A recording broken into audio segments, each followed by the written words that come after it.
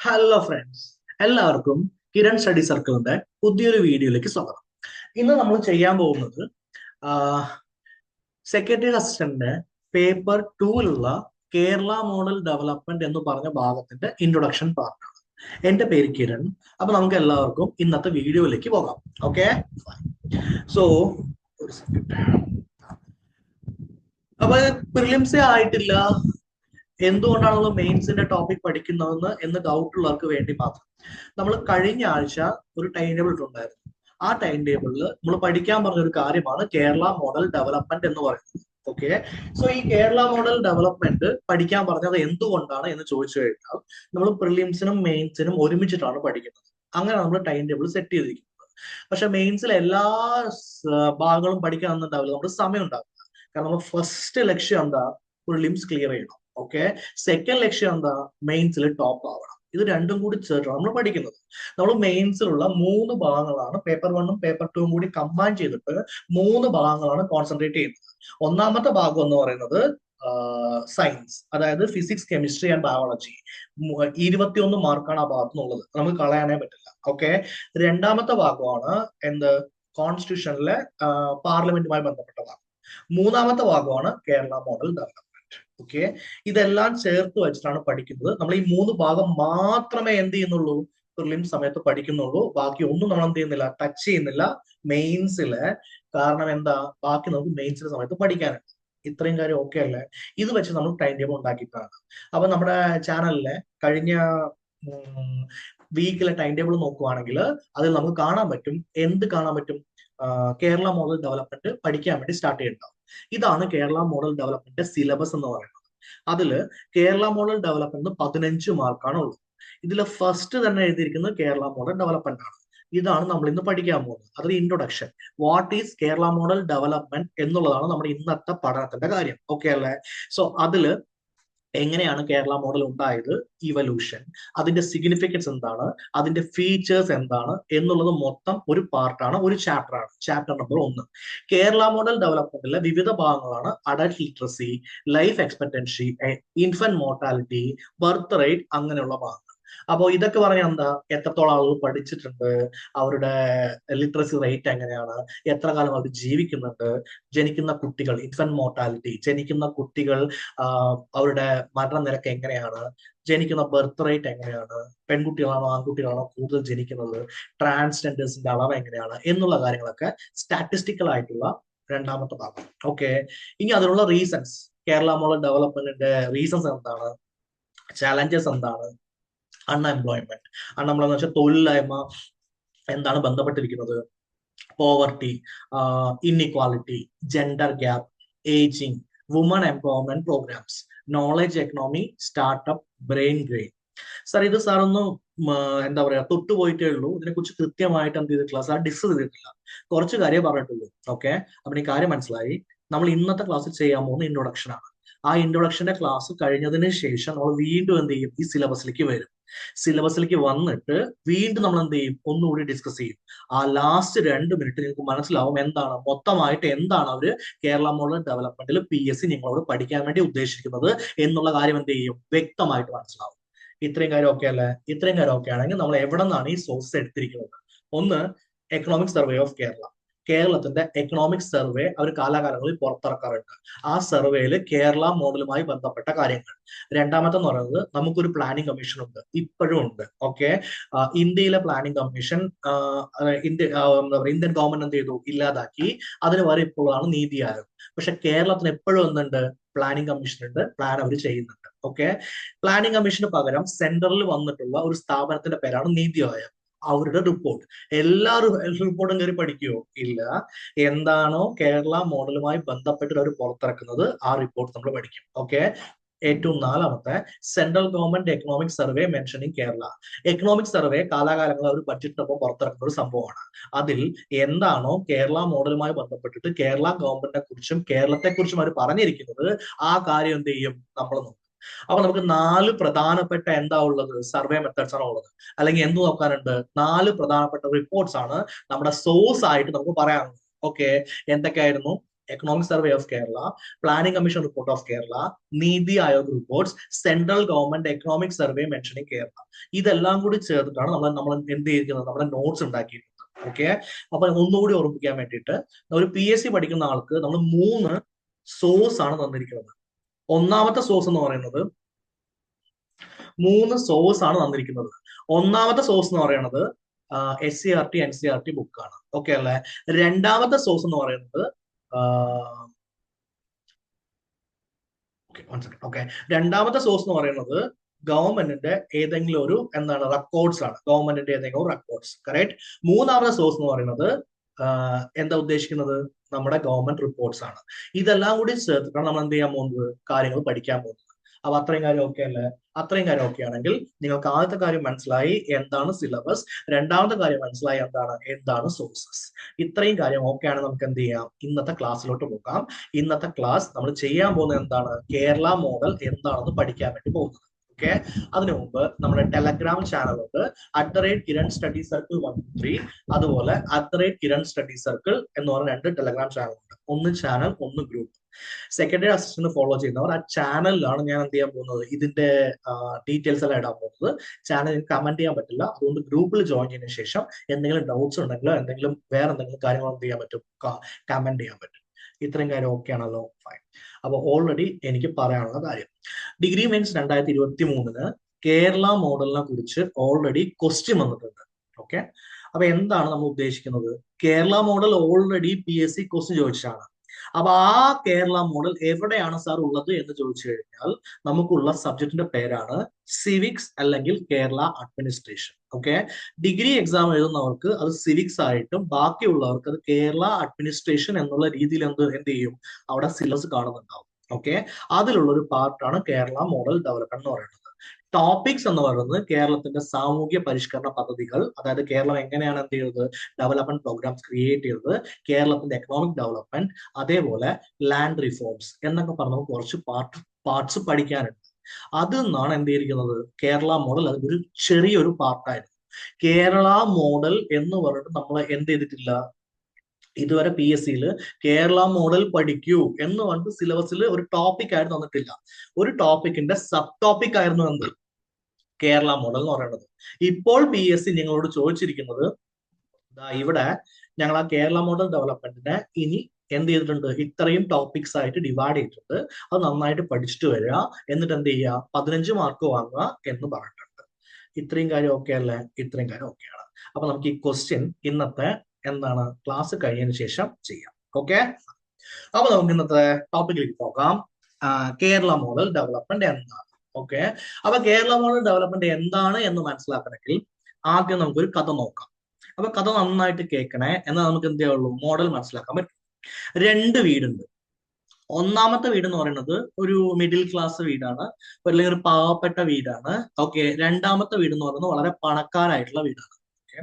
വളരെ പണക്കാരായിട്ടുള്ള വീട്ടിലുള്ള ഒരാൾക്ക് ഡോക്ടർ ആവാനുള്ള ആഗ്രഹം. ഓക്കെ, അപ്പൊ നന്നായി പഠിച്ചില്ലെങ്കിൽ ഒരുവിധം നോർമൽ ആയിട്ട് പഠിച്ചാലും കാശ് കൊടുത്തിട്ട് എന്ത് ചെയ്യാൻ പറ്റും, അവർക്ക് സീറ്റ് വാങ്ങിയിട്ട് ഡോക്ടർ ആവാൻ വേണ്ടി പറ്റും.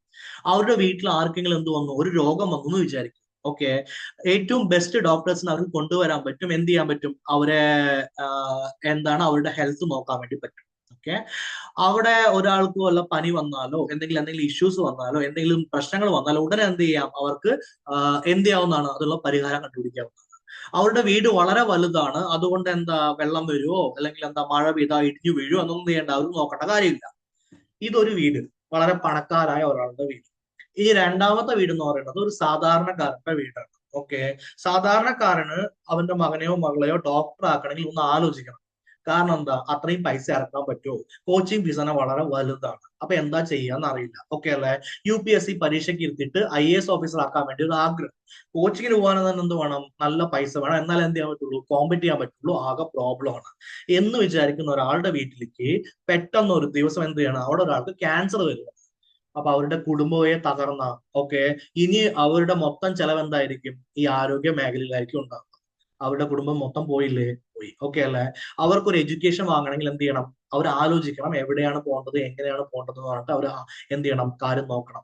പെട്ടെന്നൊരു പ്രശ്നം വന്നു, അവരുടെ വീട് എന്ത് ചെയ്യാനുണ്ട്, പൊളിയാനുള്ള സാധ്യതയുണ്ട്, എന്തെങ്കിലും ഇഷ്യൂ വരാനുള്ള സാധ്യതയുണ്ട്. അപ്പൊ ഒരാള് ബഡ്ജറ്റ് എന്ന് പറഞ്ഞു കഴിഞ്ഞാൽ കണക്ക് കൂട്ടിയിട്ട് ജീവിക്കുന്ന ഒരു വ്യക്തിയും ഒരാള് നല്ല പണക്കാരനായി ജീവിക്കുന്ന ഒരു വ്യക്തിയും. ഓക്കെ അല്ലേ? ഇവരിൽ രണ്ടുപേരില് ആർക്കാ ടെൻഷൻ കുറച്ചുകൂടി കുറവുണ്ടാവുക? Basic tension. പണക്കാർക്ക് ടെൻഷനേ ഇല്ലെന്നാണ് സാർ പറയുന്നത്. അങ്ങനെയല്ല. ബേസിക് ടെൻഷൻ ആർക്ക് കുറച്ച് കുറവുണ്ടാവുക? പണക്കാരനാണ്. ഓക്കെ അല്ലേ? കാരണം പെട്ടെന്ന് ഒരു ഇഷ്യൂ വന്നു കഴിഞ്ഞാൽ എങ്ങനെ മാനേജ് ചെയ്യുന്ന എന്ത് ചെയ്യാം ആ പുള്ളിക്ക് അറിയാം. ഈ പാവപ്പെട്ടവന്റെ വീട്ടിലേക്ക് എപ്പോഴെങ്കിലും പെട്ടെന്ന് ഒരു ദിവസം ഒരു ഇടുത്തി വീഴണം എന്ന് തോന്നുന്നു, ഒരാൾക്ക് ഹാർട്ടിൽ പ്രശ്നം വന്നു, അവിടെ മൊത്തം സാമ്പത്തിക നില എന്ത് ചെയ്യും? പൊളിഞ്ഞു പോകും. പെട്ടെന്നൊരു പ്രളയം വന്നു, വീടാകെ മുങ്ങി, അവിടെ സാമ്പത്തിക നില എന്ത് ചെയ്യും? പൊളിഞ്ഞു പോകും. പെട്ടെന്നല്ല, വീട്ടിൽ ആർക്കെങ്കിലും എന്ത് ചെയ്യണം? ഒരു കല്യാണം കഴിച്ചു കൊടുക്കണം, എന്ത് ചെയ്യും? സാമ്പത്തിക നില ആകെ എന്ത് ചെയ്യും? പ്രശ്നം വരും. ഓക്കെ അല്ലേ? എന്തെങ്കിലും ഒരു ഇഷ്യൂ കാരണം കടം വാങ്ങി, കടം തിരിച്ചടയ്ക്കാൻ പറ്റില്ല, ലോണായി, ആകെ പ്രോബ്ലം ആയി, ആകെ ഇഷ്യൂ വരും. അപ്പൊ ഇഷ്യൂ വരുന്ന ഒരു വിഭാഗവും ഒരു പ്രശ്നവും ഇല്ലാത്തൊരു വിഭാഗം. ഓക്കെ, ഈ രണ്ടുപേരെയും ഈക്വൽ ആക്കണം. രണ്ടുപേരെ എന്താ ചെയ്യാൻ പോകുന്നത്? ഈക്വൽ ആക്കണം. അത് ഈക്വൽ ആക്കണമെങ്കിൽ ഒരു പ്രത്യേക മോഡലിലാണ് നമ്മൾ വർക്ക് ചെയ്യാൻ വേണ്ടി പോകുന്നത്. ആ മോഡലിന്റെ പേരാണ് Kerala model development. Okay sir, ഇത് കാര്യമായിട്ട് എന്താ പറയാ, എന്താ പറഞ്ഞു വരുന്ന ഒരു ഐഡിയ കിട്ടുന്നില്ലല്ലോ? റിലാക്സ് ചെയ്യും. ഓക്കെ, നമുക്ക് ഈ വീഡിയോ മുഴുവൻ എന്ത് ചെയ്യാം? കാണാം. ഇപ്പോൾ ബേസിക് ആയ കാര്യം മനസ്സിലാക്കി. ഇപ്പൊ നിങ്ങൾക്ക് എന്തൊക്കെ അറിയാം? രണ്ടു തരത്തിലുള്ള ആളുണ്ട്. ഒരാൾ middle class, lower middle class, അല്ലെങ്കിൽ പാവപ്പെട്ടവൻ, ഒരാൾ പണക്കാരൻ. ഇവർ രണ്ടുപേരും നമ്മൾ എന്ത് ചെയ്യാൻ പോകുന്നു? ഏകദേശം ഈക്വൽ ആക്കാൻ വേണ്ടി പോകുന്നു. ഇത്രയും കാര്യം ഓക്കെയാണോ? ഇത്രയും കാര്യം ഓക്കെയാണ്. അങ്ങനെയാണെങ്കിൽ അത് ആരാണ് ചെയ്യാൻ പോകുന്നത്? കേരള മോഡൽ ആരാണ് ചെയ്യാൻ പോകുന്നത്? ഒന്നാമത്തെ ആളുടെ പേരാണ് ഗവൺമെന്റ്. ഗവൺമെന്റ് ഇല്ലാതെ എന്ത് ചെയ്യില്ല? ഈ പരിപാടി നടക്കില്ല. രണ്ടാമത്തെ ആളുടെ പേരാണ് ജനങ്ങൾ. ജനങ്ങൾ ഇല്ലാതെ എന്ത് ചെയ്യില്ല? ഈ പരിപാടി നടക്കില്ല. ഇയാൾ എന്തൊക്കെയാ ഈ പറയുന്നത്? ഓക്കെ, നന്നായിട്ട് ശ്രദ്ധിച്ചേക്ക്. രണ്ടു പേര് വേണം എന്ത് ചെയ്യാൻ? കേരള മോഡൽ ഡെവലപ്മെന്റ് നടക്കാൻ വേണ്ടിയിട്ട്. ഓക്കെ, ഒന്നാമത്തെ ആളുടെ പേരാണ് എന്ത്? ഗവൺമെന്റ്. രണ്ടാമത്തെ ആളുടെ പേരാണ് എന്ത്?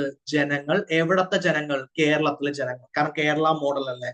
ഇവർ രണ്ടുപേരും ഉണ്ടെങ്കിൽ മാത്രമേ എന്ത് നടക്കുള്ളൂ? കേരള മോഡൽ ഡെവലപ്മെന്റ് നടക്കുള്ളൂ. അത്രയും കാര്യം മനസ്സിലായോ? അത്രയും കാര്യം ഓക്കെ ആണോ? അങ്ങനെയാണെങ്കിൽ കേരള മോഡൽ ഡെവലപ്മെന്റിലൂടെ നമ്മൾ ഉദ്ദേശിക്കുന്ന കാര്യങ്ങൾ എന്തൊക്കെയാണ്? ഓക്കെ, 1 2 3 4 5 എന്ന് പറഞ്ഞിട്ട് അവിടെ എന്ത് ചെയ്തിട്ടുണ്ട്? എഴുതി വെച്ചിട്ടുണ്ട്. ഒന്നാമത്തെ കാര്യം, നമുക്ക് എന്ത് കിട്ടും? ബെറ്റർ പ്രൊഡക്ടിവിറ്റി കിട്ടും. എന്താ സാർ ബെറ്റർ പ്രൊഡക്ടിവിറ്റി? നമുക്ക് അതിലേക്ക് വരാം. അപ്പൊ എല്ലാം മനസ്സിലാക്കാൻ നമ്മൾ ആദ്യം ചെയ്യാൻ പോകുന്ന കാര്യമാണ് പോയിന്റ് നമ്പർ 3 മനസ്സിലാക്കുക. പോയിന്റ് നമ്പർ 3യിൽ എന്താ പറഞ്ഞിരിക്കുന്നത്? Significantly lower population rates. Okay, ഇനി ഞാൻ നിങ്ങൾക്ക് വീണ്ടും ചോദിക്കുന്നു. ഒരു പണക്കാരനായ ഒരു വ്യക്തിയുടെ വീട്ടിലുണ്ട്. അയാളുടെ വീട്ടിൽ ഒരു 10 പേരുണ്ട്, 15 പേരുണ്ട്. അയാൾക്കും ഭാര്യയും കൂടി ഒരു 5 6 മക്കളുണ്ട്. ഇപ്പൊ നമുക്ക് പണക്കാരനായ ഒരു വ്യക്തിയുടെ വീട്ടിലേക്ക് പോകാം. ഇലോൺ മസ്കിന് ആകെ 12 13 എന്തോ മക്കളുണ്ട് തോന്നും. ഓക്കെ അല്ലെ? അവരെ എല്ലാവരെയും നോക്കാനും നല്ല രീതിയിൽ പഠിപ്പിക്കാനും അവരെ എല്ലാവർക്കും ഹവാർഡ് യൂണിവേഴ്സിറ്റിയിൽ കൊടുക്കാനും അവർക്ക് എല്ലാവർക്കും നല്ല എന്താ പറയാ കാര്യങ്ങൾ ചെയ്തു കൊടുക്കാനും എല്ലാവർക്കും ഓരോ ഫെരാരി കാർ കൊടുക്കാനുള്ള കഴിവ് ഇലോൺ മസ്കിന് ഉണ്ട്. ഓക്കെ, പക്ഷെ ഒരു സാധാരണക്കാരന്റെ വീട്ടിൽ ആളുകളുടെ എണ്ണം കൂടി കഴിഞ്ഞാൽ പ്രശ്നം വരില്ലേ? പ്രശ്നം വരും. ഓക്കെ, അപ്പൊ നമ്മൾ കേരള മോഡൽ ഡെവലപ്മെന്റിൽ ആദ്യം ജനങ്ങളോട് പറയാൻ പോകുന്ന കാര്യമാണ് നാം ഇരുവർ നമുക്ക് ഇരുവർ. ഓക്കെ, എന്ന് വെച്ചാൽ എന്താ? നിങ്ങൾക്ക് രണ്ടുപേർക്കും എന്ത്? 2 മക്കൾ മതി. പറ്റുവാണെങ്കിൽ എത്ര? ഒരാളും മതി എന്ന് നമ്മൾ ആരോട് പറയും? ജനങ്ങളോട് പറയും. ആരാണ് ജനങ്ങളോട് പറയുന്നത്? ഗവൺമെന്റ് ആണ് ജനങ്ങളോട് പറയാൻ വേണ്ടി പോകുന്നത്. അപ്പൊ ജനങ്ങളുടെ ഭാഗത്ത് നിന്ന് ചെയ്യാൻ പോകുന്ന ഏറ്റവും പ്രധാനപ്പെട്ട കാര്യം എന്താ? പോപ്പുലേഷൻ റേറ്റ് എന്ത് ചെയ്യും? കുറയ്ക്കും. അല്ലെങ്കിൽ പോപ്പുലേഷൻ റേറ്റ് എന്ത് ചെയ്യും? കൺട്രോളിൽ വെക്കും. കേരളത്തിലെ പോപ്പുലേഷൻ റേറ്റ് ജനങ്ങൾ കൺട്രോളിൽ വെച്ചിട്ടുണ്ടോ? ഉണ്ട്. ഓക്കെ, പോപ്പുലേഷൻ റേറ്റ് കേരളത്തിൽ എന്ത് ചെയ്യുന്നില്ല? കൂടുന്നില്ല. ആകെ മൊത്തം ടോട്ടൽ എന്താണത്? കുറഞ്ഞുകൊണ്ടിരിക്കുകയാണ്. ചില സ്ഥലങ്ങളിൽ പത്തനംതിട്ട പോലുള്ള ജില്ലകളിൽ എന്താണ്? നെഗറ്റീവ് വന്നുകൊണ്ടിരിക്കുകയാണ്. അപ്പൊ ഇത്രയും കാര്യം മനസ്സിലായോ? ഇത്രയും കാര്യം മനസ്സിലായി. അപ്പൊ നിങ്ങൾക്ക് എന്ത് മനസ്സിലായി? ജനങ്ങളില്ലാതെ കേരള മോഡൽ ഡെവലപ്മെന്റ് നടക്കില്ല. ജനങ്ങൾ ചെയ്യേണ്ട കാര്യമാണ് പോയിന്റ് നമ്പർ 3 എഴുതിയിരിക്കുന്നത്. 3യിൽ എന്താ പറഞ്ഞത്? സിഗ്നിഫിക്കന്റ്ലി പോപ്പുലേഷൻ എന്ത് ചെയ്യണം? റെഡ്യൂസ് ചെയ്യണം. പോപ്പുലേഷൻ റെഡ്യൂസ് ചെയ്യാൻ ജനങ്ങളുടെ ഒരു കടമയായിട്ട് ആരെടുക്കണം? ജനങ്ങൾ എടുക്കണം. അപ്പൊ എന്റെ ചോദ്യം, നമ്മുടെ കയ്യിൽ 2 വഴിയുണ്ട്. ഒന്നെങ്കിൽ ചൈന ചെയ്ത പോലെ എന്ത് ചെയ്യുക? 1 പോളിസിയാണ്. 2 കുട്ടി ഉണ്ടായ എന്ത് ചെയ്യും? നിങ്ങൾക്ക് ഫൈന് വരും, നിങ്ങൾ എന്ത് ചെയ്യും? പുറത്താക്കുന്നു പറഞ്ഞിട്ട് എന്ത് ചെയ്യാൻ പറ്റും? വളരെ അഡമന്റ് ആയിട്ട് ചെയ്യാം. ഈ രണ്ടാമത്തെ വഴി പറഞ്ഞു മനസ്സിലാക്കാം. അപ്പൊ നമ്മുടെ ഗവൺമെന്റ് കേരളത്തിലെ ആളുകളോട് പറഞ്ഞ എന്താ? പറഞ്ഞു മനസ്സിലാക്കി, ഫോഴ്സ് ചെയ്തില്ല, നോർമലായിട്ട് ചെയ്തു. ജനങ്ങൾ എന്ത് ചെയ്തു? അത് മനസ്സിലാക്കിയതിനു ശേഷം കേരളത്തിലെ പോപ്പുലേഷനെ കൺട്രോൾ ചെയ്തു. ഇപ്പൊ എന്റെ ചോദ്യം നിങ്ങളോട്, ഒരു മിഡിൽ ക്ലാസിന്റെ വീട്ടിൽ ഓൾറെഡി 2 കുട്ടികളുണ്ട്, ഒരു പാവപ്പെട്ടന്റെ വീട്ടിൽ ഓൾറെഡി 2 കുട്ടികളുണ്ട്. പെട്ടെന്നാണ് മൂന്നാമത്തെ കുട്ടിയും വന്നത്. ചെലവ് കൂടിയോ? ചെലവ് കൂടിയില്ലേ? ഓക്കെ അല്ലേ? ഒരു കുട്ടികളുടെ ചെലവ് എത്ര, എന്തൊക്കെ വേണം, നല്ല രീതിയിൽ നോക്കണ്ടേ? അപ്പൊ മൊത്തം പൈസയും എവിടേക്ക് പോയി? ആ ചെലവിന് പോയി. ആ പോകുന്നത് കുറയ്ക്കുക എന്നതാണ് കേരള മോഡലിന്റെ ഒന്നാമത്തെ കണ്ടീഷൻ. അപ്പൊ കേരള മോഡലിന്റെ ഒന്നാമത്തെ കണ്ടീഷൻ മനസ്സിലായോ? ഒന്നാമത്തെ കണ്ടീഷൻ മനസ്സിലായി. ഓക്കെ. ആ ഒന്നാമത്തെ കണ്ടീഷൻ നടക്കണമെങ്കിൽ 2ഉം 4ഉം നടക്കണം. ഓക്കെ. രണ്ടാമത്തെ എന്താ? ലോ ഇൻഫന്റ് മോർട്ടാലിറ്റി റേറ്റ്സ് എന്ന് വെച്ചാൽ ഒരു കുട്ടി ഉണ്ടാവുകയാണെങ്കിൽ ആ കുട്ടി ജീവിക്കും എന്നുള്ളത് എന്തായിരിക്കണം? ഒരു 90% ഉറപ്പായിരിക്കണം. ജനിച്ച ഉടനെ കുട്ടി മരിച്ചു പോകുന്നു എന്ന് കണ്ടു കഴിഞ്ഞാൽ ജനങ്ങൾ എന്ത് ചെയ്യും? വീണ്ടും കുട്ടികളെ ഉണ്ടാക്കാൻ വേണ്ടി സ്റ്റാർട്ട് ചെയ്യും. അപ്പൊ നമ്മൾ പറഞ്ഞ മെയിൻ സാധനം, മെയിൻ പില്ലർ പോപ്പുലേഷൻ കൺട്രോൾ എന്ത് ചെയ്യും? കയ്യിൽ നിന്ന് പോകും. അപ്പൊ മൂന്നാമത്തെ കാര്യം നടക്കാൻ വേണ്ടിയിട്ട് നമ്മൾ ആദ്യം ചെയ്യേണ്ട കാര്യം എന്താ? ഇൻഫന്റ് മോർട്ടാലിറ്റി റേറ്റ് കൺട്രോൾ വെച്ചിട്ടുണ്ടാവണം. Okay. Infant mortality rate control വെച്ചാൽ മാത്രം മതിയോ? ഇല്ല. നാലാമത്തെ പോയിന്റ് ചെയ്യണം. അതിന്റെ പേരാണ് ഇൻക്രീസ്ഡ് ലൈഫ് എക്സ്പെക്ടൻസി. എന്ന് വെച്ചാൽ എന്താ? ആക്ച്വലി കുറെ കാലം ജീവിക്കും എന്ന് ജനങ്ങൾക്ക് എന്ത് തോന്നണം? ഒരു ഉറപ്പ് തോന്നണം. ഓക്കെ. അപ്പൊ ഇത്രയും കാര്യങ്ങൾ ഞാൻ നിങ്ങളോട് ചോദിക്കുന്നുണ്ട്. ഒന്ന്, പോപ്പുലേഷനെ കൺട്രോൾ ചെയ്താ കൺട്രോൾ ചെയ്തു. പോപ്പുലേഷനെ കൺട്രോൾ ചെയ്യാൻ ജനങ്ങളോട് പറഞ്ഞിട്ട് ജനങ്ങൾ കേൾക്കണമെങ്കിൽ എന്ത് ചെയ്യണം? ഒരു കുട്ടി ഉണ്ടാവുകയാണെങ്കിൽ ആ കുട്ടി മരിക്കില്ല എന്നുള്ള ഉറപ്പ് ആർക്ക് കിട്ടണം? ജനങ്ങൾക്ക് കിട്ടണം. അപ്പൊ ജനങ്ങൾ എന്ത് ചെയ്യും? ഒരു കുട്ടി ഉണ്ടാവും, കുട്ടിക്ക് പ്രശ്നമൊന്നും ഉണ്ടാവില്ല. അപ്പൊ നമുക്ക് എത്ര മതി? 2 പേര് മതി. ഓക്കെ. ഇനി രണ്ടാമത്തെ കാര്യം, നമ്മൾ കുറെ കാലം ജീവിക്കുമെന്ന് ആർക്ക് ഉറപ്പ് നൽകണം? ജനങ്ങൾക്ക് ഉറപ്പ് നൽകണം. അപ്പൊ ജനങ്ങൾക്ക് ഒരു സാറ്റിസ്ഫാക്ഷൻ വന്നു. ഓക്കെ. എന്ത് വന്ന്? ഇപ്പൊ ഓക്കെയാണ്, ഞാൻ കുറെ കാലം പ്രശ്നമൊന്നുമില്ലാതെ ജീവിക്കും, ഞാൻ സേഫ് ആണ് എന്നൊരു സാറ്റിസ്ഫാക്ഷൻ വന്നു കഴിഞ്ഞാൽ ജനങ്ങൾ എന്ത് ചെയ്യും? അവർക്ക് വേണ്ടിയിട്ട് നല്ല രീതിയിൽ പണിയെടുക്കാൻ തുടങ്ങും. അവർക്ക് വേണ്ടിയിട്ട് നല്ല രീതിയിൽ സേവിങ്സ് ചെയ്യാൻ തുടങ്ങും. അവർക്ക് വേണ്ടിയിട്ട് നല്ല രീതിയിൽ സ്പെൻഡ് ചെയ്യാൻ തുടങ്ങും. സേഫ് ആയിട്ടും സെക്യൂർ ആയിട്ടുമുള്ള മൈൻഡുള്ള ജനങ്ങളുള്ള സ്ഥലത്താണ് അവരെന്ത് ചെയ്യുക? കൂടുതലായിട്ട് ഇൻവെസ്റ്റ് ചെയ്യുക. കാറ് വാങ്ങുക, വീട് വാങ്ങുക. ഒരു കാറ് മാത്രമല്ല, ഒരേ വീട്ടിൽ ഒരു കാറ്, ഒരു ബൈക്ക്, ഒരു സ്കൂട്ടി, ഒരു സൈക്കിൾ എന്നെന്ത് ചെയ്യുള്ളൂ? വാങ്ങുകയുള്ളൂ. വീട്ടിൽ 4 പേരുണ്ടെങ്കിൽ 4 പേർക്കും എന്താ? ഡിഫറെന്റ് മോഡ് ഓഫ് ട്രാൻസ്പോർട്ടേഷൻ എന്ന് പറഞ്ഞ ആളുകൾ വാങ്ങണമെങ്കിൽ, മാർക്കറ്റിൽ പോയ ആളുകൾ സ്വർണം വാങ്ങണമെങ്കിൽ, സ്വർണം വാങ്ങി കൂട്ടി വീട്ടിൽ വെക്കണമെങ്കിൽ, ലൈഫ് സേവിങ്സ് കൊണ്ടുപോയി ഒരു ബാങ്കിൽ ഡെപ്പോസിറ്റ് ചെയ്ത് ഒരു ഫിക്സഡ് അക്കൗണ്ട് ഉണ്ടാക്കി വെക്കണമെങ്കിൽ അവർക്ക് എന്ത് തോന്നണം? ഞങ്ങളുടെ ലൈഫ് എക്സ്പെക്ടൻസി കൂടുതലാണെന്ന് തോന്നണം. ഞാനിപ്പോ ഇതേ അടിച്ച ഡയലോഗ് ഞാൻ പോയിട്ട് വല്ല സിറിയയിലോ അഫ്ഗാനിസ്ഥാനിലോ അല്ലെങ്കിൽ എന്താ പാലസ്തീനിലോ പോയി പറയുകയാണെങ്കിൽ അവർ ആദ്യം എന്ത് പറയും? ഞങ്ങൾ ജീവിക്കോ മരിക്കോ എന്ന് ആദ്യം നോക്കട്ടെ. ഇവിടെയൊക്കെ ആകെ പ്രശ്നമാണ്. ജീവിക്കോ മരിക്കോ എന്ന് ആദ്യം നോക്കട്ടെ.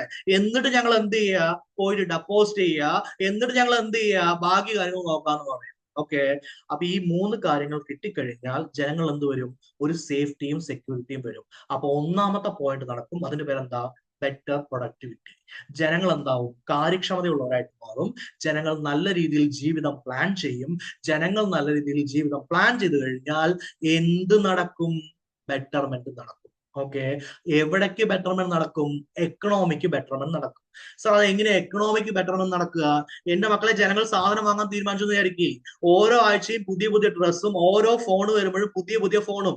ഐഫോൺ 15 വന്നു, ഐഫോൺ 16 ആയി, എനിക്ക് എന്തോ വേണ്ട, 15 വേണ്ട 16 വേണം എന്ന് തീരുമാനിച്ചു കഴിഞ്ഞാൽ, അല്ലെങ്കിൽ ഒരേ ആൾക്ക് 2 ഫോൺ വേണം തീരുമാനിച്ചു കഴിഞ്ഞാൽ, ആഴ്ചയ്ക്ക് സിനിമയ്ക്ക് പോകണം തീരുമാനിച്ചു കഴിഞ്ഞാൽ, സ്വർണം വാങ്ങണം തീരുമാനിച്ചു കഴിഞ്ഞാൽ, പാർക്കിലോ ബീച്ചിലോ പോകാം, ഇടയ്ക്ക് എന്ത് ചെയ്യാം? ഒരു 2 ആഴ്ച കൂടുമ്പോൾ പുറത്ത് പോയി ഒരു ബിരിയാണി കഴിക്കാം, അല്ലെങ്കിൽ എന്താ ഏതെങ്കിലും ഹോട്ടലിൽ പോയി ഭക്ഷണം കഴിക്കാൻ തീരുമാനിച്ചു കഴിഞ്ഞാൽ ആ ഹോട്ടൽക്കാരന് ബിസിനസ് ആയ, ആ കടക്കാരന് ബിസിനസ് ആയ, സ്വർണ്ണ കടക്കാരന് ബിസിനസ് ആയ, കാർ ഉണ്ടാക്കുന്ന ആൾക്ക് ബിസിനസ് ആയ. ഓക്കെ അല്ലേ? കാർ ഉണ്ടാക്കുന്ന ആൾക്ക് ബിസിനസ് കിട്ടിക്കഴിഞ്ഞാൽ കാർ ഉണ്ടാക്കാൻ ഫാക്ടറി വേണം. ആ ഫാക്ടറിയിൽ എഞ്ചിനീയേഴ്സ് വേണം. ഓക്കെ അല്ലേ? ആ ഫാക്ടറിയിൽ എഞ്ചിനീയേഴ്സ് വേണമെങ്കിൽ എഞ്ചിനീയറിംഗ് പഠിച്ച് ഇറങ്ങിയവർക്ക് ജോലി കിട്ടി. സ്വർണ്ണ പണിക്കാർക്ക് ജോലി കിട്ടി. ഓക്കെ അല്ലേ? ഫാഷൻ ഡിസൈനേഴ്സ് ജോലി കിട്ടി. ഓക്കെ. ഈ ഫാഷൻ ഡിസൈനേഴ്സിന്റെ കയ്യിൽ ശമ്പളം വരും. ആ ശമ്പളം വന്ന ശമ്പളം അവർക്ക് ലൈഫ് എക്സ്പെക്ടൻസിയും എന്താണ്? ഇൻഫന്റ് മോർട്ടാലിറ്റി റേറ്റ് ഓക്കെ ആണെന്നും ബെറ്റർ പ്രൊഡക്ടിവിറ്റി ഉറപ്പാക്കി കഴിഞ്ഞാൽ അവരെന്ത് ചെയ്യും? അവരും സ്പെൻഡ് ചെയ്യും. അപ്പൊ എക്കണോമി എന്ത് ചെയ്യും? വീണ്ടും ഡെവലപ്പ് ചെയ്യും. അപ്പൊ എക്കണോമി വീണ്ടും ഡെവലപ്പ് ചെയ്യണമെങ്കിൽ ആദ്യം എന്ത് നടക്കണം? ജനങ്ങൾക്കിടയിൽ ഒരു സുരക്ഷിത ബോധം കൊണ്ടുവരണം. ഇതിന് ജനങ്ങൾക്ക് ഏറ്റവും ബെസ്റ്റ് ആയിട്ടുള്ള ഒരു വെൽത്ത്, ഏറ്റവും ബെസ്റ്റ് ആയിട്ടുള്ള ഒരു സമ്പാദ്യം നമ്മൾ കൊടുക്കണം. അതിന്റെ പേരാണ് ഹെൽത്ത്. ഹെൽത്ത് ഈസ് വെൽത്ത് എന്ന് കേട്ടിട്ടില്ലേ? ഉണ്ട്. അപ്പൊ ഇതിന്റെ എല്ലാം ആണിക്കല്ല് അല്ലെങ്കിൽ അടിസ്ഥാനം എന്താണെന്ന് ചോദിച്ചു കഴിഞ്ഞാൽ നിങ്ങൾ പറയാൻ പോകുന്നതാണ് 5ാമത്തെ പോയിന്റ്. ആ പോയിന്റ് പേരാണ് ബെറ്റർ ഹെൽത്ത് ഫെസിലിറ്റീസ്. അപ്പൊ ഇത്രയും കാര്യം ഓക്കെ ആണോ? ഓക്കെ. ഇനി നമുക്ക് കേരള മോഡൽ ഡെവലപ്മെന്റ് എന്ത് ചെയ്യാം ഒന്നും മനസ്സിലാക്കാം. കേരള മോഡൽ ഡെവലപ്മെന്റ് ആരൊക്കെ കൂടിയാണ് ചെയ്യുന്നത്? ഒരാള് ഗവൺമെന്റ്, രണ്ടാമത്തെ ആള് പീപ്പിൾ ഓഫ് കേരള. കാരണം കേരളത്തിലെ മോഡലാണ്. അപ്പൊ കേരള ഗവൺമെന്റും കേരളത്തിലെ ജനങ്ങളും കൂടി നടപ്പിലാക്കുന്ന മോഡലാണ് എന്ത്? Kerala model development. ഇതിന്റെ ഏറ്റവും അടിസ്ഥാനം എന്താ? Health care facilities. Health care facilities നല്ലതല്ലെങ്കിൽ കേരള മോഡൽ എന്ത് ചെയ്യില്ല? നടക്കില്ല. ഹെൽത്ത് കെയർ ഫെസിലിറ്റീസ് നല്ലതായ സ്ഥലത്ത് ഇൻഫന്റ് മോർട്ടാലിറ്റി റേറ്റ്സ്, ശിശു മരണ നിരക്ക് എന്തായിരിക്കും? കുറവായിരിക്കും. ഓക്കെ. ഹെൽത്ത് ഫെസിലിറ്റീസ് നല്ലതായിരുന്ന സ്ഥലത്ത് ലൈഫ് എക്സ്പെക്ടൻസി എന്തായിരിക്കും? കൂടുതലായിരിക്കും. ഓക്കെ അല്ലെ? ഹെൽത്ത് ഫെസിലിറ്റി നല്ലതായിരുന്ന സ്ഥലത്ത് പോപ്പുലേഷൻ റേറ്റ് എന്തായിരിക്കും? കൺട്രോളിലായിരിക്കും. ഇതെല്ലാം നടന്നു കഴിഞ്ഞാൽ ജനങ്ങൾക്കിടയിൽ എന്ത് കിട്ടും? ബെറ്റർ പ്രൊഡക്ടിവിറ്റി കിട്ടും. അപ്പൊ നല്ല രീതിയിൽ വർക്ക് ചെയ്യുന്ന, നല്ല രീതിയിൽ പണിയെടുക്കുന്ന, നല്ല രീതിയിൽ കാര്യങ്ങൾ ചിന്തിക്കുന്ന ഒരു ജനവിഭാഗത്തെ നമുക്ക് എന്ത് ചെയ്യും? കിട്ടും. എന്തിന്റെ ഭാഗമായിട്ട്? കേരള മോഡൽ ഡെവലപ്മെന്റിന്റെ ഭാഗമായിട്ട്. ഒരു ബേസിക് ആയ കാര്യമാണ് നമ്മൾ ഡിസ്കസ് ചെയ്തിരിക്കുന്നത്. ഇതിന്റെ പുറത്താണ് നമ്മൾ എന്ത് ചെയ്യാൻ പോകുന്നത്? ഡെവലപ്പ് ചെയ്യാൻ വേണ്ടി പോകുന്നത്. അപ്പൊ നമുക്ക് ഇതിന്റെ പുറത്ത് ഡെവലപ്പ് ചെയ്താലോ? നോക്കിയാലോ? Okay, fine. അപ്പൊ നമുക്ക് ഓരോന്നായി പഠിക്കാം. സമാധാനത്തിൽ കേൾക്കണേ. ഫൈൻ. അപ്പൊ സാർ ഇതെല്ലാം പറഞ്ഞല്ലോ, ഇത് എങ്ങനെ നമ്മൾ ചെയ്യാൻ പോകുന്നത്? ഇതിനൊക്കെ നല്ല പൈസ ആവില്ലേ എന്ന് ചോദിക്കുന്നവർക്ക് വേണ്ടിയിട്ട്. ഓക്കെ, ഞാൻ ക്ലാസ് തുടങ്ങിയത് എങ്ങനെയാ? ഒരു ഭാഗത്ത് ഇലോൺ മസ്ക് ഉണ്ട്, ഒരു ഭാഗത്ത് ആരാണ്? പാവപ്പെട്ടവനുണ്ട്. പാവപ്പെട്ടവന്റെ കയ്യിൽ പൈസ ഇല്ല, ഇലോൺ മസ്കിന്റെ കയ്യിൽ പൈസയുണ്ട്. ഓക്കെ, അങ്ങനെയാണെങ്കിൽ രണ്ടു തരം രാജ്യങ്ങൾ നമ്മൾ എടുക്കാൻ പോകുന്നത്. ഓക്കെ, ഒന്ന് കേരളം, ഒന്ന് എവിടെയാണ്? യൂറോപ്പും യു എസും.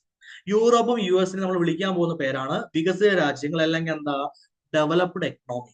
ഓക്കെ, കേരളം എന്ന് പറയുന്നത് ഒരു ഡെവലപ്പിംഗ് എക്കണോമിയാണ്. കേരളം ഇന്ത്യയിലാണ്, സമ്മതിച്ചു. പക്ഷെ കേരള മോഡൽ അല്ലേ? അപ്പൊ കേരളത്തെ ഞാൻ ആരുമായിട്ട് കമ്പയർ ചെയ്യാൻ പോകുന്നത്? യൂറോപ്പുമായിട്ടാണ് കമ്പയർ ചെയ്യാൻ പോകുന്നത്. യൂറോപ്യൻ രാജ്യങ്ങളുടെ കയ്യിൽ ഒരുപാട് പൈസ ഉണ്ട്. ശരി, ഉണ്ടായിക്കോട്ടെ, എന്താ വിഷയം? ഒരുപാട് പൈസയുള്ള ഒരാള് നല്ല നല്ല ഡോക്ടറെയും എല്ലാവരെയും വീട്ടിലേക്ക് വിളിച്ചു വരുത്തി ട്രീറ്റ്മെന്റ് നടത്തുന്നതിൽ എന്തെങ്കിലും കാര്യമുണ്ടാ? നോ. എന്തെങ്കിലും ഒരു വലിയ അത്ഭുതം ഉണ്ടാ? ഇല്ല. ഓക്കെ, അവർക്കത് ചെയ്യാൻ പറ്റും. പക്ഷേ ഒരു പൈസ ഇല്ലാത്ത ആൾക്ക് അങ്ങനെ ചെയ്യാൻ പറ്റുമോ? ഇല്ല.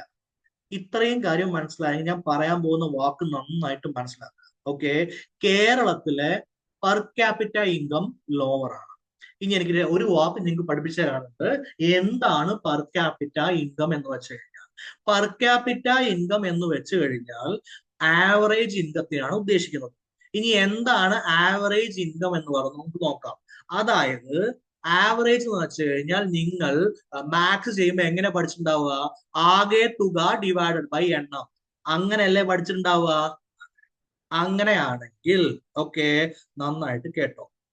മൊത്തം കേരളത്തിലെ ജനങ്ങളുടെ വരുമാനം മൊത്തം എടുക്കുക, എന്നിട്ട് അതിനെന്ത് ചെയ്യുക? ജനസംഖ്യ കൊണ്ട് ഹരിക്കുക.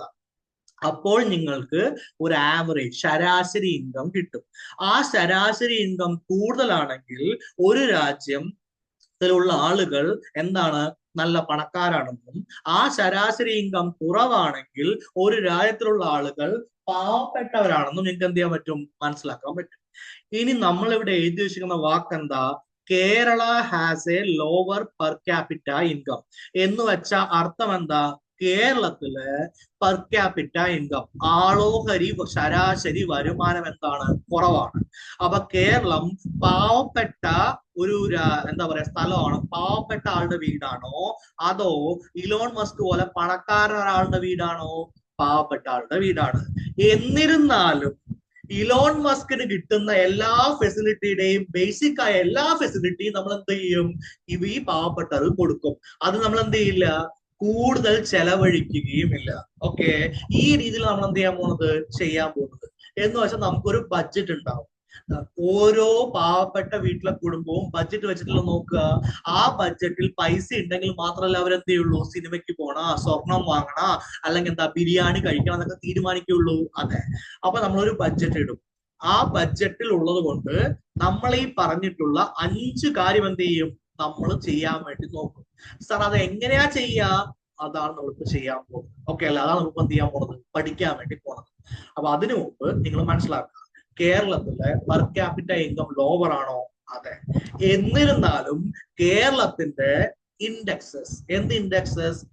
ലോവർ ഇൻഫന്റ് മോർട്ടാലിറ്റി റേറ്റ്, കേരളത്തിലെ ലൈഫ് എക്സ്പെക്ടൻസി, കേരളത്തിലെ പോപ്പുലേഷൻ ഗ്രോത്ത് റേറ്റ്, കേരളത്തിലെ ഹെൽത്ത് ഫെസിലിറ്റീസ്, കേരളത്തിലെ പ്രൊഡക്ടിവിറ്റി, ഇതെല്ലാം നോക്കുകയാണെങ്കിൽ നിങ്ങൾക്ക് യൂറോപ്യൻ രാജ്യങ്ങളുമായി താരതമ്യം ചെയ്യാൻ പറ്റുന്ന ഒരു നമ്പർ ആണോ കിട്ടുക?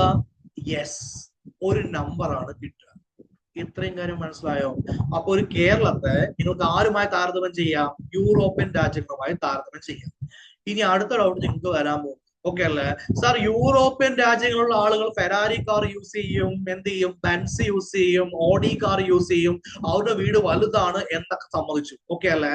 എന്ന് വെച്ചാൽ അവരെയും ഇവരെയും എക്സാക്ട്ലി ഈക്വൽ ആക്കുക എന്നല്ല ഉദ്ദേശിക്കുന്നത്. ഇവരുടെ ബേസിക് ആയ കാര്യങ്ങൾ എന്ത് കിട്ടും?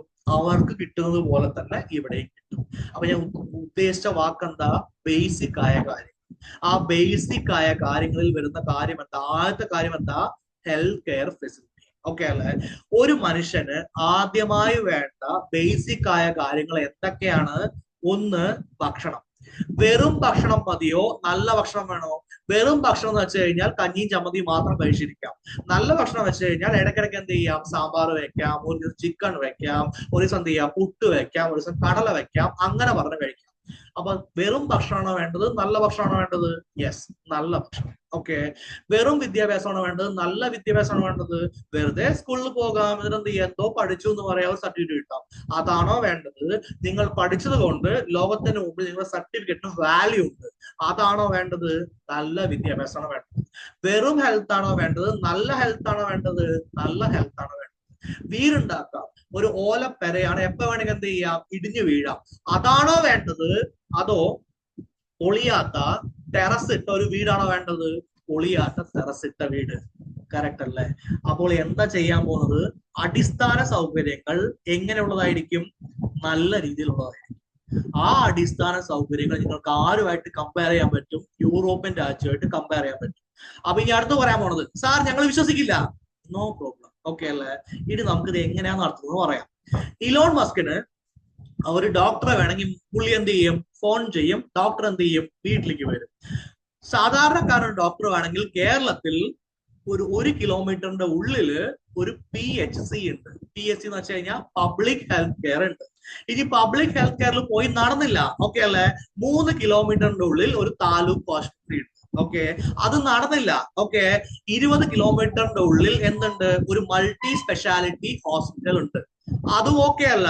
ഒരു 30 കിലോമീറ്ററിനുള്ളിൽ ഒരു മെഡിക്കൽ കോളേജ് ഉണ്ട്. ഓക്കെ, എന്ന് വെച്ച് കഴിഞ്ഞാൽ നമുക്ക് എന്തെങ്കിലും ആവശ്യമുണ്ടെങ്കിൽ നമുക്ക് ട്രാവൽ ചെയ്യാൻ പറ്റുന്ന, അർജന്റായിട്ട് ട്രാവൽ ചെയ്യാൻ പറ്റുന്ന ഒരു സ്ഥലത്തിനുള്ളിൽ നമുക്ക് എന്ത് കിട്ടും? ഹെൽത്ത് ഫെസിലിറ്റീസ് കിട്ടും. നിങ്ങൾ ഹാർട്ട് അറ്റാക്ക് ഉണ്ടായി, എന്തുണ്ട്? മെഡിക്കൽ കോളേജ് ഉണ്ട്. ചെറിയ വിലക്ക് എന്ത് കിട്ടും? ഹെൽത്ത് ഫെസിലിറ്റി കിട്ടും. പാവപ്പെട്ടവനും അവിടെ പോകാം. അപ്പൊ എന്ത് ചെയ്യാം? ഹെൽത്ത് ഫെസിലിറ്റി ചെറിയ വിലക്ക് എടുക്കാൻ പറ്റും. ഓക്കെ അല്ലേ? നിങ്ങൾക്ക് പഠിക്കണം, സ്കൂളിൽ പോകണം. ഓക്കെ, എല്ലാ 3 കിലോമീറ്ററിന്റെ ഉള്ളിലും ഒരു LP സ്കൂൾ ഉണ്ട്, ഒരു UP സ്കൂൾ ഉണ്ട്. ഫീസ് ഇല്ല. ഗവൺമെന്റിന്റെ ഒരു LP സ്കൂൾ ഉണ്ട്, ഗവൺമെന്റ് ഒരു UP സ്കൂൾ ഉണ്ട്. പാവപ്പെട്ട ആളുകൾക്ക് പഠിക്കാൻ ബുദ്ധിമുട്ടുണ്ടാ? ഇല്ല. വീട്ടിൽ നിന്ന് നടന്നുപോയി വൈകിട്ടാകുമ്പോൾ എന്ത് ചെയ്യാം? വീട്ടിലേക്ക് തിരിച്ചു വരാം. ഫാന്റാസ്റ്റിക്. ഓക്കെ സർ, കോളേജ് പഠിക്കണം. എല്ലാ 15 കിലോമീറ്ററിന്റെ ഉള്ളിലും ഒരു ആർട്സ് കോളേജ് ഉണ്ട്, നിങ്ങൾക്ക് എന്ത് ചെയ്യാൻ പറ്റും? പഠിക്കാൻ പറ്റും. സർ, എഞ്ചിനീയറിംഗ് പഠിക്കണം. എല്ലാ 30 കിലോമീറ്ററിന്റെ ഉള്ളിലും ഒരു എഞ്ചിനീയറിംഗ് കോളേജ്, ഒരു മെഡിക്കൽ കോളേജ്, ഒരു വേറെ ഏതെങ്കിലും കോളേജ്, ഒരു ടെക്നിക്കൽ, ഒരു ITI എന്തെങ്കിലുമൊക്കെ ഉണ്ട്. ഡിഫറെന്റ് ആയിട്ട് നിങ്ങൾ എന്ത് ചെയ്യാൻ പറ്റും? പഠിക്കാൻ പറ്റും. അതും കുറഞ്ഞ ചെലവ്. പാവപ്പെട്ട ആളുടെ വീട്ടിലുള്ള ആളുകൾക്കും ഡോക്ടർ ആവാം. എങ്ങനെ? കുറഞ്ഞ ചെലവിൽ. പാവപ്പെട്ട ആളുകൾക്ക് വീട്ടിലുള്ളവർക്ക് എന്ത് ചെയ്യാം? എഞ്ചിനീയർ ആവാം. എങ്ങനെ? കുറഞ്ഞ ചെലവില്. ഗവൺമെന്റ് എഞ്ചിനീയറിംഗ് കോളേജ് ഉണ്ട്. എന്തുണ്ട്? ഗവൺമെന്റ് ഡോക്ടർ ഉണ്ട്. സാർ, അപ്പൊ പണക്കാരെന്ത് ചെയ്യും? മോനെ, പൈസ കൊടുത്തിട്ട് ഡോക്ടർ ആവാം, പൈസ കൊടുത്തിട്ട് എഞ്ചിനീയർ ആവാം. ഞാൻ പൈസ കൊടുത്ത് എഞ്ചിനീയർ ആവാനെ കുറിച്ചല്ല പറഞ്ഞുകൊണ്ടിരിക്കുന്നത്. സാധാരണഗതിയിൽ ഒരു വ്യക്തിക്ക് കിട്ടേണ്ട ബേസിക് ആയ ഫെസിലിറ്റീസ് മുഴുവൻ എന്ത് ചെയ്യും? അവന്റെ അടുത്ത് കൊടുക്കും. അടുത്ത് കൊടുക്കുന്ന പറഞ്ഞു കഴിഞ്ഞാൽ ഒരാൾക്ക് പെട്ടെന്ന് ഒരു ഹാർട്ട് അറ്റാക്ക് വന്നു, ഉടനെ എന്ത് ചെയ്യണം? 100 കിലോമീറ്റർ പോയിട്ട് വേണം എന്ത് ചെയ്യാൻ വേണ്ടിയിട്ട്? ഡോക്ടറെ കാണാൻ വേണ്ടിയിട്ട്, ഡോക്ടറെ അഡ്മിറ്റ് ചെയ്യാൻ വേണ്ടിയിട്ട്. പോകുമ്പോഴേക്ക് എത്തുമ്പോഴേക്ക് എന്ത് ചെയ്യും? ആള് തട്ടിപ്പോയിട്ടുണ്ടാവും. ഇല്ലേ? ആണ്. അങ്ങനെ വരില്ല. നമ്മൾ എങ്ങനെ അച്ചീവ് ചെയ്യും? ലോവർ പെർ ക്യാപിറ്റ ഇൻകം ആണെങ്കിൽ അച്ചീവ് ചെയ്യും. എന്ന് വെച്ചാൽ ഇന്ത്യയിലെ പെർ ക്യാപിറ്റ ഇൻകത്തിൽ താഴെ നിൽക്കുന്ന ഒരു സംസ്ഥാനമാണ് കേരളം. പെർ ക്യാപിറ്റ ഇൻകം കൂടുതലുള്ള സംസ്ഥാനങ്ങളാണ് ഗോവ, ഗുജറാത്ത്, ഹരിയാന, ഡൽഹി, അങ്ങനെയുള്ള സംസ്ഥാനങ്ങൾ, അല്ലെങ്കിൽ കേന്ദ്ര പ്രദേശം. ഓക്കെ അല്ലെ? അവര് നമ്മൾ താഴെയാണ്. അപ്പൊ ജനങ്ങളുടെ കയ്യിൽ പ്രതീക്ഷ പോലും കിട്ടില്ല, പൈസയും ഇല്ല. പക്ഷേ ഡെവലപ്ഡ് നാഷൻസുമായി കമ്പയർ ചെയ്യാവുന്ന രീതിയിൽ നമ്മുടെ എന്തുണ്ട്? ഫെസിലിറ്റീസ് ഉണ്ട്. എന്ത് ഫെസിലിറ്റി? Basic facility. ഓക്കെ, ഇതാണോ കേരള മോഡൽ? അതെ. അപ്പൊ കേരള മോഡലിനെ കുറിച്ചൊരു ഐഡിയ കിട്ടുന്നുണ്ടാ? ഐഡിയ കിട്ടുന്നുണ്ട്. ഇനി അത് എങ്ങനെയാ ചെയ്യുക എന്ന് ചോദിച്ചാൽ അവിടെ ലാസ്റ്റ് പോയിന്റ് എഴുതി വെച്ചിട്ടുണ്ട്. ആ ലാസ്റ്റ് പോയിന്റ് ആണ് the wealth and resource redistribution program. Okay sir, അങ്ങനെ പറഞ്ഞു കഴിഞ്ഞാൽ ഓരോ വാക്കായിട്ട് പഠിക്കാം. ഒന്നിന്റെ പേരാണ് വെൽത്ത് റീഡിസ്ട്രിബ്യൂഷൻ. വെൽത്ത് എന്ന് പറഞ്ഞാൽ എന്താ? സമ്പത്ത്. ഏറ്റവും ബേസിക് ആയ സമ്പത്ത് നമ്മൾ വിളിക്കുന്ന പേരാണ് ഭൂമി. സാർ, അതെന്താ അങ്ങനെ പറയാനുള്ള കാരണം? കേരളം സ്വതന്ത്രമാകുന്ന സമയത്ത് ഭൂമി എന്ന് പറയുന്നത് ഒരു പ്രത്യേക വിഭാഗത്തിന്റെ കയ്യിൽ മാത്രം ഉണ്ടായിരുന്നു. അവരൊരു 10% ബാക്കി 90% പേരുടെ കയ്യിൽ എന്തില്ല? സ്വന്തമായിട്ടുള്ള ഭൂമിയില്ല. അപ്പൊ എന്തിനാ സാർ സ്വന്തമായിട്ടുള്ള ഭൂമി വേണമെന്ന് പറയുന്നത്? അതിനുള്ള ഒരു വാക്കാണ് ഡിസ്പോസിബിൾ ഇൻകം എന്ന് പറയുന്നത്. സാർ, അങ്ങനെ പറഞ്ഞ എന്താ? ഫോർ എക്സാമ്പിൾ, നിങ്ങളുടെ ശമ്പളം 25,000 രൂപയാണെന്ന് വിചാരിക്കും. 25,000 രൂപ ഞങ്ങളുടെ ശമ്പളം കിട്ടുന്നുണ്ട്. ഓക്കെ, അതൊന്ന് 5,000 രൂപ മക്കളുടെ ഫീസിന് അടയ്ക്കണം. 5,000 രൂപ പോയി. 7,000 രൂപ റെന്റ് കൊടുക്കണം. 3,000 രൂപ ഇലക്ട്രിസിറ്റി ബില്ല് കൊടുക്കണം. ഓക്കെ, 7 3 10 15 പോയി. ഓക്കെ അല്ലേ? ഇനി അവിടത്തെ ഭക്ഷണം കഴിക്കാനുള്ള സാധനങ്ങൾ വാങ്ങാൻ വേണ്ടിയിട്ട് 5,000 രൂപ എന്ത് ചെയ്യണം? വേണം. 20,000 രൂപ പോയി. 25,000 രൂപ ശമ്പളമുള്ള നിങ്ങളുടെ കയ്യിൽ ഇനി ബാക്കിയുള്ളതാണ് എത്ര? 5,000 രൂപ. അപ്പൊ എന്തെങ്കിലും ഒരു കാര്യത്തിന് നിങ്ങൾക്ക് സ്പെൻഡ് ചെയ്യാൻ വേണ്ടിയിട്ട് നിങ്ങളുടെ കയ്യിൽ എത്ര തുക ബാക്കിയുണ്ട്? 5,000 രൂപ. 5,000 രൂപ മാത്രം ബാക്കിയുള്ള നിങ്ങൾ ഐഫോൺ വാങ്ങാൻ വേണ്ടി ആഗ്രഹിക്കുകയോ അതോ വാങ്ങാൻ വേണ്ടി പോയിട്ട് കടയിൽ പോയി വാങ്ങുമോ? ആഗ്രഹം മാത്രമേ ഉള്ളൂ സാർ, വെറും ആഗ്രഹം. ആഗ്രഹം മാത്രം എന്തുള്ളൂ? കയ്യിലുള്ളൂ. വേറെ ഒന്നും എന്തില്ല? കയ്യിലില്ല. അപ്പൊ സിറ്റുവേഷൻ മനസ്സിലായി. അങ്ങനെയാണെങ്കിൽ ജനങ്ങളുടെ ഇടയിൽ ഒരു ഇൻകം കൂട്ടണം. ആ ഇൻകത്തിന്റെ പേരാണ് ഡിസ്പോസിബിൾ ഇൻകം. ഡിസ്പോസിബിൾ ഇൻകം എന്താണെന്നും എങ്ങനെയാണ് കൂട്ടുന്നതെന്നും കേരള മോഡലിന്റെ വരും ക്ലാസ്സുകൾ നമ്മൾ ഡീറ്റെയിൽ ആയി പഠിക്കും. ഇപ്പൊ ഞാൻ നിങ്ങൾക്ക് ഒരു ഇൻട്രൊഡക്ഷൻ ക്ലാസ് ആണ് എടുക്കുന്നത്. ഓക്കെ അല്ലെ? അപ്പൊ നന്നായിട്ട് മനസ്സിലാക്കുക. അതിന്റെ പേരാണ് ഡിസ്പോസിബിൾ ഇൻകം. അപ്പൊ ഡിസ്പോസിബിൾ ഇൻകം കൂടുതലാണെന്ന് വിചാരിക്കുക. ആളുകൾ കൂടുതൽ വാങ്ങില്ലേ? വാങ്ങും. അതിനാദ്യം ആളുകളുടെ അടുത്ത് വേണ്ട കാര്യം എന്താ? സ്വന്തമായൊരു ഭൂമി, സ്വന്തമായൊരു വീട്. ഒരുവിധപ്പെട്ട എല്ലാവരുടെയും ആഗ്രഹമല്ലേ സ്വന്തമായൊരു ഭൂമി, സ്വന്തമായൊരു വീട്. ഇത് രണ്ടും കൊടുത്തു കഴിഞ്ഞാൽ എന്തില്ല? അവര് സേവിങ്സ് ചെയ്യുന്നത് നിർത്തും. സേവിങ്സ് ചെയ്യുന്നത് നിർത്തുന്ന വെച്ച് കഴിഞ്ഞാൽ ഇപ്പൊ നിങ്ങൾക്ക് വീട് വാങ്ങണം എന്ന് വിചാരിച്ചാൽ നിങ്ങൾ എന്ത് ചെയ്യണം? സേവ് ചെയ്ത് കൊണ്ടേ ഇരിക്കണം വിചാരിക്കുക. വീട് കിട്ടാൻ വേണ്ടി എന്ത് ചെയ്യണം? ലാൻഡ് വാങ്ങാൻ വേണ്ടി സേവ് ചെയ്ത് കൊണ്ടേ ഇരിക്കാന്ന് വിചാരിക്കുക. നിങ്ങൾ സ്പെൻഡ് ചെയ്യോ? ഇല്ല. നിങ്ങൾ എന്ത് ചെയ്യും? എല്ലാം എവിടേക്ക് പോകും? സേവിങ്സിലേക്ക് പോകും. സമ്പദ് വ്യവസ്ഥയിലേക്ക്, അല്ലെങ്കിൽ എന്താ, മാർക്കറ്റിലേക്ക് പൈസ വരുത്തുക. മാർക്കറ്റിലേക്ക് പൈസ വന്നില്ലെങ്കിൽ പിന്നെ എന്താണ് ഇത്രയും കട തുറന്നു വെച്ചിട്ട് എന്താ കാര്യമുള്ളത്? ആരെങ്കിലും ഒന്ന് വാങ്ങോ? വാങ്ങില്ല. ക്ലാസിക് എക്സാമ്പിൾ കൊറോണയുടെ സമയത്ത് നിങ്ങൾ പോയി സിനിമയ്ക്ക് പോകാൻ അല്ലെങ്കിൽ സ്വർണ്ണം വാങ്ങാൻ നോക്കിയത് അതോ സ്വന്തം ജീവൻ രക്ഷിക്കാനാ? ജീവൻ രക്ഷിക്കാൻ അടിസ്ഥാന സാധനങ്ങൾ മാത്രമല്ലേ വാങ്ങാൻ നോക്കിയുള്ളൂ. ബാക്കി എല്ലാം പെട്ടില്ലേ? സമ്പദ് വ്യവസ്ഥ ആകെ തകർന്നില്ലേ? എല്ലാവരും പൊളിഞ്ഞില്ലേ? അപ്പോഴല്ലേ ഈ ഓൺലൈൻ ക്ലാസ് ഒക്കെ വളരെ ബെറ്റർ ആയിട്ട് വന്നത്. കാരണം എന്താ? ഇൻസ്റ്റിറ്റ്യൂട്ട് ഒക്കെ എന്ത് ചെയ്തു? അടയ്ക്കേണ്ടി വന്നു. ആർക്കും പോകാൻ പറ്റിയില്ല. അപ്പൊ സിറ്റുവേഷൻ മനസ്സിലായോ? അപ്പൊ നിങ്ങളിൽ എന്ത് ഇൻകം വേണം? ഡിസ്പോസിബിൾ ഇൻകം വേണം. നിങ്ങളുടെ പെർ ക്യാപിറ്റ ഇൻകം കുറവാണ്. പെർ ക്യാപിറ്റ ഇൻകം കുറവാണ്. ആവറേജ് സാലറി കുറവാണ്. കയ്യിൽ എന്ത് വേണം? ഡിസ്പോസിബിൾ ഇൻകം വേണം. എങ്ങനെയാ ചെയ്യുക? 2 വാക്ക്. ഒന്നിന്റെ പേര് wealth and resource redistribution program. Okay, ഇനി ഞാൻ പറയുന്നത് നന്നായി കേൾക്കണേ. വെൽത്തിൽ പ്രധാനമായിട്ട് എന്താ പറഞ്ഞത്? ലാൻഡ്. അപ്പൊ കേരളം സ്വതന്ത്രമായ സമയത്ത് 10% ജനങ്ങളുടെ കയ്യിൽ മാത്രമേ ലാൻഡ് ഉള്ളൂ. അതെ. ആ ലാൻഡ് ഇനി വർദ്ധിപ്പിക്കാൻ പറ്റുമോ? പുതിയ ലാൻഡ് ഉണ്ടാക്കാൻ പറ്റുമോ? ഇല്ലല്ലോ, ഇല്ല. അപ്പൊ എന്താ ചെയ്യുക? ഉള്ളവന്റെ ഇത് പിടിച്ചെടുക്കുക, ഇല്ലാത്തവൻ എന്ത് ചെയ്യുക? കൊടുക്കുക. അതല്ലേ ചെയ്യാൻ പറ്റുള്ളൂ. അതിന്റെ പേരാണ് ലാൻഡ് റീഓർഗനൈസേഷൻ. എന്ന് വെച്ചാൽ എന്താ? ഭൂപരിഷ്കരണം എന്നാണ് എന്നെ പറയുക. ഇപ്പോൾ പാവപ്പെട്ട ആളുകളുടെ കയ്യിൽ ഭൂമി കിട്ടി. ഇനി അവർക്ക് സാമൂഹിക പദ്ധതികളിലൂടെ എന്ത് ചെയ്യുക? വീട് വെക്കാനുള്ള അവസരം ഒരുക്കി കൊടുക്കുക. ഓക്കെ, ലൈഫ് മിഷൻ എന്ന് പറഞ്ഞൊരു മിഷൻ നടക്കണില്ലേ? അതിന്റെ പേരെന്താ?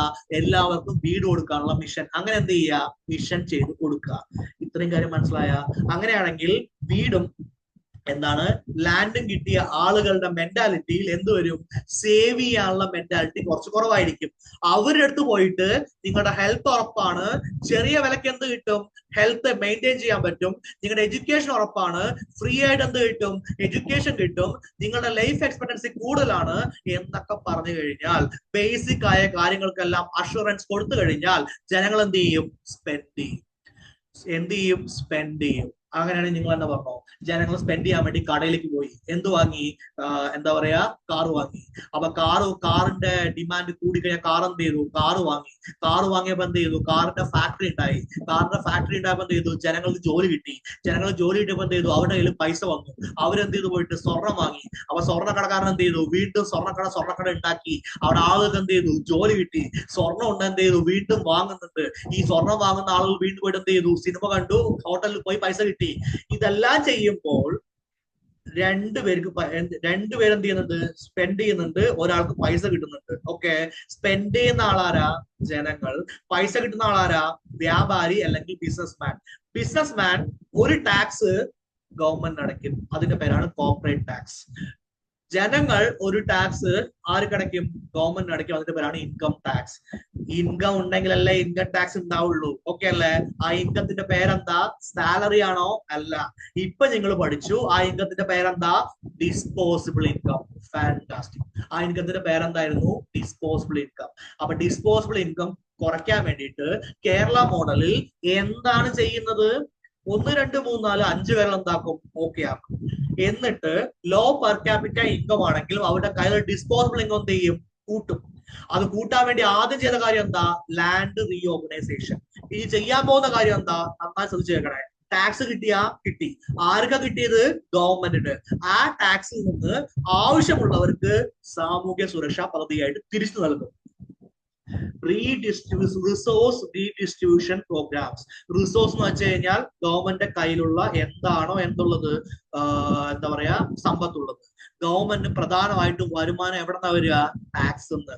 ഇപ്പോൾ ഇത്രയും സാധനം വാങ്ങിയപ്പോ ഗവൺമെന്റ് ടാക്സ് കിട്ടിയില്ലേ, ബിസിനസ്സുകാരന്മാര് കോർപ്പറേറ്റ് ടാക്സ് കൊടുത്തില്ലേ, ഓക്കെ അല്ലെ, ജനങ്ങൾ ഇൻകം ടാക്സ് കൊടുത്തില്ലേ. നിങ്ങളൊരു ബിസ്ക്കറ്റ് വാങ്ങുന്നുണ്ടെങ്കിൽ ആ ബിസ്ക്കറ്റിന്റെ വില 10 രൂപയാണെങ്കിൽ 8 രൂപ കടക്കാരനും 2 രൂപ ആർക്കുള്ളതാ, ഗവൺമെന്റിനുള്ളതാണ്. ആ 2 രൂപയുടെ പേരാണ് എന്ത്, ടാക്സ്. ഇത്രയും കാര്യം മനസ്സിലായ? അങ്ങനെയാണെങ്കിൽ ഗവൺമെന്റ് ടാക്സ് കിട്ടിയില്ലേ, അതിൽ നിന്ന് ആവശ്യമുള്ളവർക്ക് എന്ത് ചെയ്യും, വീണ്ടും പൈസ കൊടുക്കും. ടാക്സ് കൊടുത്ത ആരാ, നമ്മളെല്ലാവരും. തിരിച്ചു കിട്ടിയത് ഒരു പ്രത്യേക വിഭാഗത്തിന് മാത്രം എന്ത് ചെയ്യും, എക്സ്ട്രാ ആയിട്ട് കൊടുക്കും. ആ പ്രത്യേക വിഭാഗം ആരാ, വികലാംഗർ, വലിയ ഏജ് പേഴ്സൺ, പിന്നെന്താ, സ്ത്രീകൾ, എന്താ പറയാ, BPL ആയിട്ടുള്ള ആളുകൾ, അങ്ങനെയുള്ളവർക്ക് തിരിച്ചു കൊടുക്കും. നിങ്ങളുടെ വീട്ടിലൊരു മുത്തശ്ശനോ മുത്തശ്ശിയോ ഉണ്ടെങ്കിൽ അവർക്ക് ഒരു പെൻഷൻ കിട്ടും. പെൻഷന്റെ പേരെന്താ, വാർദ്ധക്യ പെൻഷൻ. 1600 രൂപ എന്ത് ചെയ്യും, കയ്യിൽ കിട്ടും. ഇനി എന്റെ ചോദ്യം നിങ്ങളോട്, ആ 1600 രൂപ കയ്യിൽ കിട്ടിയ പൈസ 80 85 വയസ്സായ മുത്തശ്ശി കൊണ്ടുപോയി ബാങ്കിൽ ഇട്ട് വെക്കുവോ, അതോ പേരക്കുട്ടിക്ക് ഒരു മുട്ടായി വാങ്ങിക്കൊടുക്കുവോ, പേരക്കുട്ടിക്ക് ഒരു മുട്ടായി വാങ്ങിക്കൊടുക്കും. ഒരു ഡ്രസ്സ് വാങ്ങിക്കൊടുക്കില്ലേ, ഡ്രസ്സ് വാങ്ങിക്കൊടുക്കും. അപ്പൊ ആ മുട്ടായി ഉണ്ടാക്കുന്ന കമ്പനിക്കാരന്റെ വരുമാനം വർദ്ധിച്ചു. ആ ഡ്രസ്സ് വാങ്ങുന്ന കടക്കാരന് വരുമാനം കിട്ടി. മുത്തശ്ശിക്ക് ഇല്ലെങ്കിൽ പേയ്മെന്റ് ചെയ്യാൻ പറ്റുമായിരുന്നോ, ഇല്ല. അപ്പൊ നമ്മൾ എന്ത് ചെയ്യും, സാമൂഹ്യ സുരക്ഷാ പദ്ധതി കൊണ്ടുവരും. ഇത്രയും കാര്യം ഓക്കെ ആയി. അപ്പൊ എങ്ങനെയാണ് നമ്മൾ ഇത്രയും നേരം പറഞ്ഞ കേരള മോഡൽ ഡെവലപ്മെന്റ് ഗവൺമെന്റ് ചെയ്യാൻ പോകുന്നത്, വെൽത്ത് ആൻഡ് റിസോഴ്സ് റീഡിസ്ട്രിബ്യൂഷൻ പ്രോഗ്രാമിലൂടെ. ഓക്കെ അല്ലേ? അപ്പൊ എങ്ങനെയാണ് ഈ മോഡൽ നടപ്പിലാക്കാൻ പോകുന്നത് മനസ്സിലായോ, എന്താണ് ഈ മോഡൽ എന്ന് മനസ്സിലായോ? ഓക്കെ, അപ്പൊ നമുക്ക് ഈ മോഡലിന്റെ പഠിക്കാം. ഇത് ഇന്ന് തുടങ്ങി നാളെ രാവിലെ ചെയ്യുന്ന കാര്യമല്ല. ഓക്കെ അല്ലേ? ഇതൊരു ഇവല്യൂഷൻ മെത്തേഡാണ്. ഇവല്യൂഷൻ എന്ന് വെച്ച് കഴിഞ്ഞാൽ 3 സ്റ്റേജിലാണ് എന്ത് ചെയ്യാൻ പോകുന്നത്, നമ്മൾ ഈ കേരള മോഡൽ ചെയ്യാൻ വേണ്ടി പോകുന്നത്. കേരളത്തിന് ആദ്യം കേരളം ഉണ്ടായ സമയം എന്ന് വിചാരിക്കും. എപ്പോഴാണ്, 1956 കേരളം ഉണ്ടായത്. അപ്പോൾ ഞാൻ സിറ്റുവേഷൻ നിങ്ങൾക്ക് ഒരുപാട് പറഞ്ഞു തന്നു. എന്ത് പറഞ്ഞു തന്നു, 90% ഭൂമിയും ഒരു പ്രത്യേക വിഭാഗത്തിന്റെ കയ്യിലാണ്. 90% ഭൂമി ഒരു പ്രത്യേക വിഭാഗത്തിന്റെ കയ്യിലാണ്. ഓക്കെ, അവരെത്ര പേരേ ഉള്ളൂ, 10% ഉള്ളൂ. ബാക്കി 90% ആളുകളുടെ കയ്യിലൊന്നില്ല, ഭൂമിയില്ല. കേരളത്തിന്റെ കയ്യിൽ പൈസയില്ല. കേരളം ആകെ പൊട്ടിപ്പൊളിഞ്ഞിരിക്കുന്ന സമയത്താണ്. അപ്പൊ കിടന്നിട്ട് നമ്മള് ഗ്രോത്ത് റേറ്റ്, വികസനം എന്താ ഭയങ്കരമായിട്ട് വരണം നടക്കുവോ, ഇല്ല. അപ്പൊ ആദ്യത്തെ സ്റ്റേജ് എന്ന് പറയുന്നത് എന്താണ്, നമ്മൾ ഇതിനുള്ള അടിത്തറ ഇടും. അടിത്തറ എന്ന് വെച്ചാൽ എന്താ ഉദ്ദേശിക്കുന്നത് ആക്ച്വലി? അതിനുള്ള നമ്മൾ എന്താണ്, ഒരു ബേസ്മെന്റ് ക്രിയേറ്റ് ചെയ്യണം. ഒരു ബുർജ് ഖലീഫ ഉണ്ടാക്കുകയാണെങ്കിലും ആ ബുർജ് ഖലീഫയുടെ ബേസ്മെന്റ് സ്ട്രോങ് അല്ലെങ്കിൽ അതിങ്ങനെ വലിയ രീതിയിൽ നിൽക്കുവോ? ഇല്ല. അപ്പൊ ബേസ്മെന്റ് ഉണ്ടാക്കുക എന്നാണ് എന്ത്, ആദ്യത്തെ സ്റ്റേജ്. ഓക്കെ, ഇവിടെ 5 ഇയർ പ്ലാൻ കൊണ്ടുവന്നിട്ടുണ്ടായിരുന്നു. പഞ്ചവത്സരത്തിൽ എന്ത് ചെയ്യുന്നുണ്ട്, കേരളവും ചെയ്യുന്നുണ്ട്. പക്ഷെ ഗ്രോത്ത് റേറ്റ് എന്താണ്, സ്ലോ ആണ്. രണ്ടാമത്തെ, നമ്മൾ ഇതെല്ലാം ചെയ്തില്ലേ, നമ്മൾ സ്കൂൾ ഉണ്ടാക്കി, നമ്മൾ എന്ത് ചെയ്തു, മെഡിക്കൽ കോളേജ് കൊടുത്തു, നമ്മൾ എന്ത് ചെയ്തു, എഡ്യൂക്കേഷൻ കൊണ്ടുവന്നു, നമ്മൾ എന്ത് ചെയ്തു, ഹെൽത്ത് പ്രോഗ്രാംസ് കൊണ്ടുവന്നു, നമ്മൾ എന്ത് ചെയ്തു, സോഷ്യൽ ഡെവലപ്മെന്റ് പ്രോഗ്രാംസ് കൊണ്ടുവന്നു. ഇതിന്റെ എല്ലാം ഫലം കിട്ടുമല്ലോ. ഓക്കെ, എനിക്ക് നിങ്ങളോട് ചോദിക്കാനുള്ളത്, നിങ്ങൾ PSC പഠിക്കാൻ വന്നു, എന്താ പറയാ, സെക്രട്ടറി അസിസ്റ്റന്റ്. ഇന്ന് രാവിലെ പഠിച്ചിട്ട് നാളെ രാവിലെ പോയി എല്ലാ എക്സാം എഴുതി പഠിക്കാമെന്ന് ഉദ്ദേശിക്കുന്നത്? അതോ പടിപടിയായിട്ടാണോ പഠിക്കുക? പടിപടിയായിട്ടല്ലേ പഠിക്കുക. ആദ്യത്തെ സ്റ്റെപ്പ് എന്താ, ബേബി സ്റ്റെപ്സ് അല്ലേ. അതിന്റെ ഇഫക്റ്റ് നിങ്ങൾക്ക് എപ്പോഴാ കാണാൻ പറ്റുക? എക്സാം കഴിഞ്ഞതിന് ശേഷം. ഇനി എക്സാം കഴിഞ്ഞതിന് ശേഷം ഇഫക്റ്റ് കാണുള്ളൂ? അല്ലല്ലോ. നിങ്ങൾ പഠിച്ചുകൊണ്ടിരിക്കും. നിങ്ങൾ എന്ത് ചെയ്യും, മോക്ക് ടെസ്റ്റ് ചെയ്യും. നിങ്ങൾ എന്ത് ചെയ്യും, ഓരോ ടെസ്റ്റ് ചെയ്യും. ആ ടെസ്റ്റ് ചെയ്യുമ്പോ ഒരു മാസം മുമ്പ് ഉണ്ടായിരുന്ന നിങ്ങളായിരിക്കും ഇപ്പൊ ഉണ്ടാവുക? അല്ല, നിങ്ങളുടെ ലെവൽ ഇൻക്രീസ് ആയിട്ടുണ്ടാവില്ലേ? ഇൻക്രീസ് ആയിട്ടുണ്ടാവും. മനസ്സിലായ? ഓക്കെ, അപ്പൊ നമ്മൾ ആദ്യം എന്ത് ക്രിയേറ്റ് ചെയ്തു, ബേസ്മെന്റ് ക്രിയേറ്റ് ചെയ്തു. PSCക്ക് അങ്ങനെയല്ല പഠിക്കുക. ആദ്യം എന്താ പറയാ, ബേസ്മെന്റ് ക്രിയേറ്റ് ചെയ്യണം, ബേസ് ക്രിയേറ്റ് ചെയ്യണം. എന്നിട്ട് നമ്മൾ എന്ത് ചെയ്തു, വളരാൻ വേണ്ടി തുടങ്ങി. അതാണ് കേരള മോഡൽ ഡെവലപ്മെന്റ് രണ്ടാമത്തെ സ്റ്റേജ്. ഈ സ്റ്റേജിൽ എന്താ, ഗ്രോത്ത് നന്നായി കാണുന്നുണ്ട്.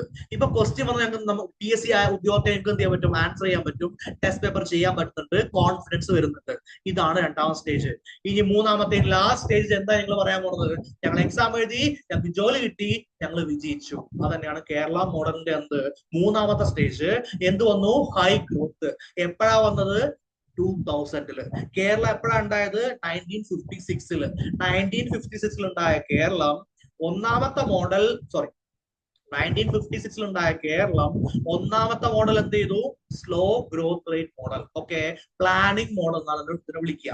രണ്ടാമത്തെ model static growth rate model. Okay അല്ലെ, മിഡിൽ സ്റ്റേജ് എന്നാണ് ഇതിനെ വിളിക്കുക. ഓക്കെ, മൂന്നാമത്തത് എന്താണ്, ഗ്രോത്ത് റേറ്റ് ആഫ്റ്റർ 2000 എന്താ, ഹൈ ഗ്രോത്ത് റേറ്റ് മോഡൽ.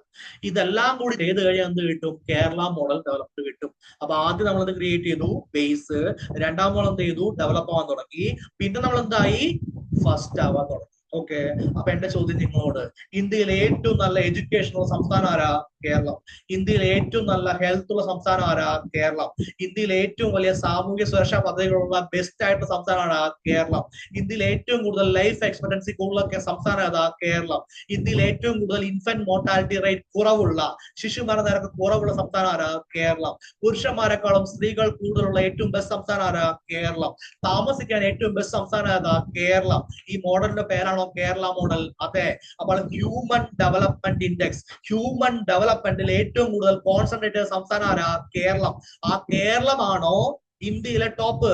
അതെ, ഹ്യൂമൻ ഡെവലപ്മെന്റിൽ. ആ കേരളത്തെ നമുക്ക് യൂറോപ്യൻ രാജ്യങ്ങളുമായിട്ട് കമ്പയർ ചെയ്യാൻ പറ്റുമോ? പറ്റും. ഓക്കെ അല്ലെ?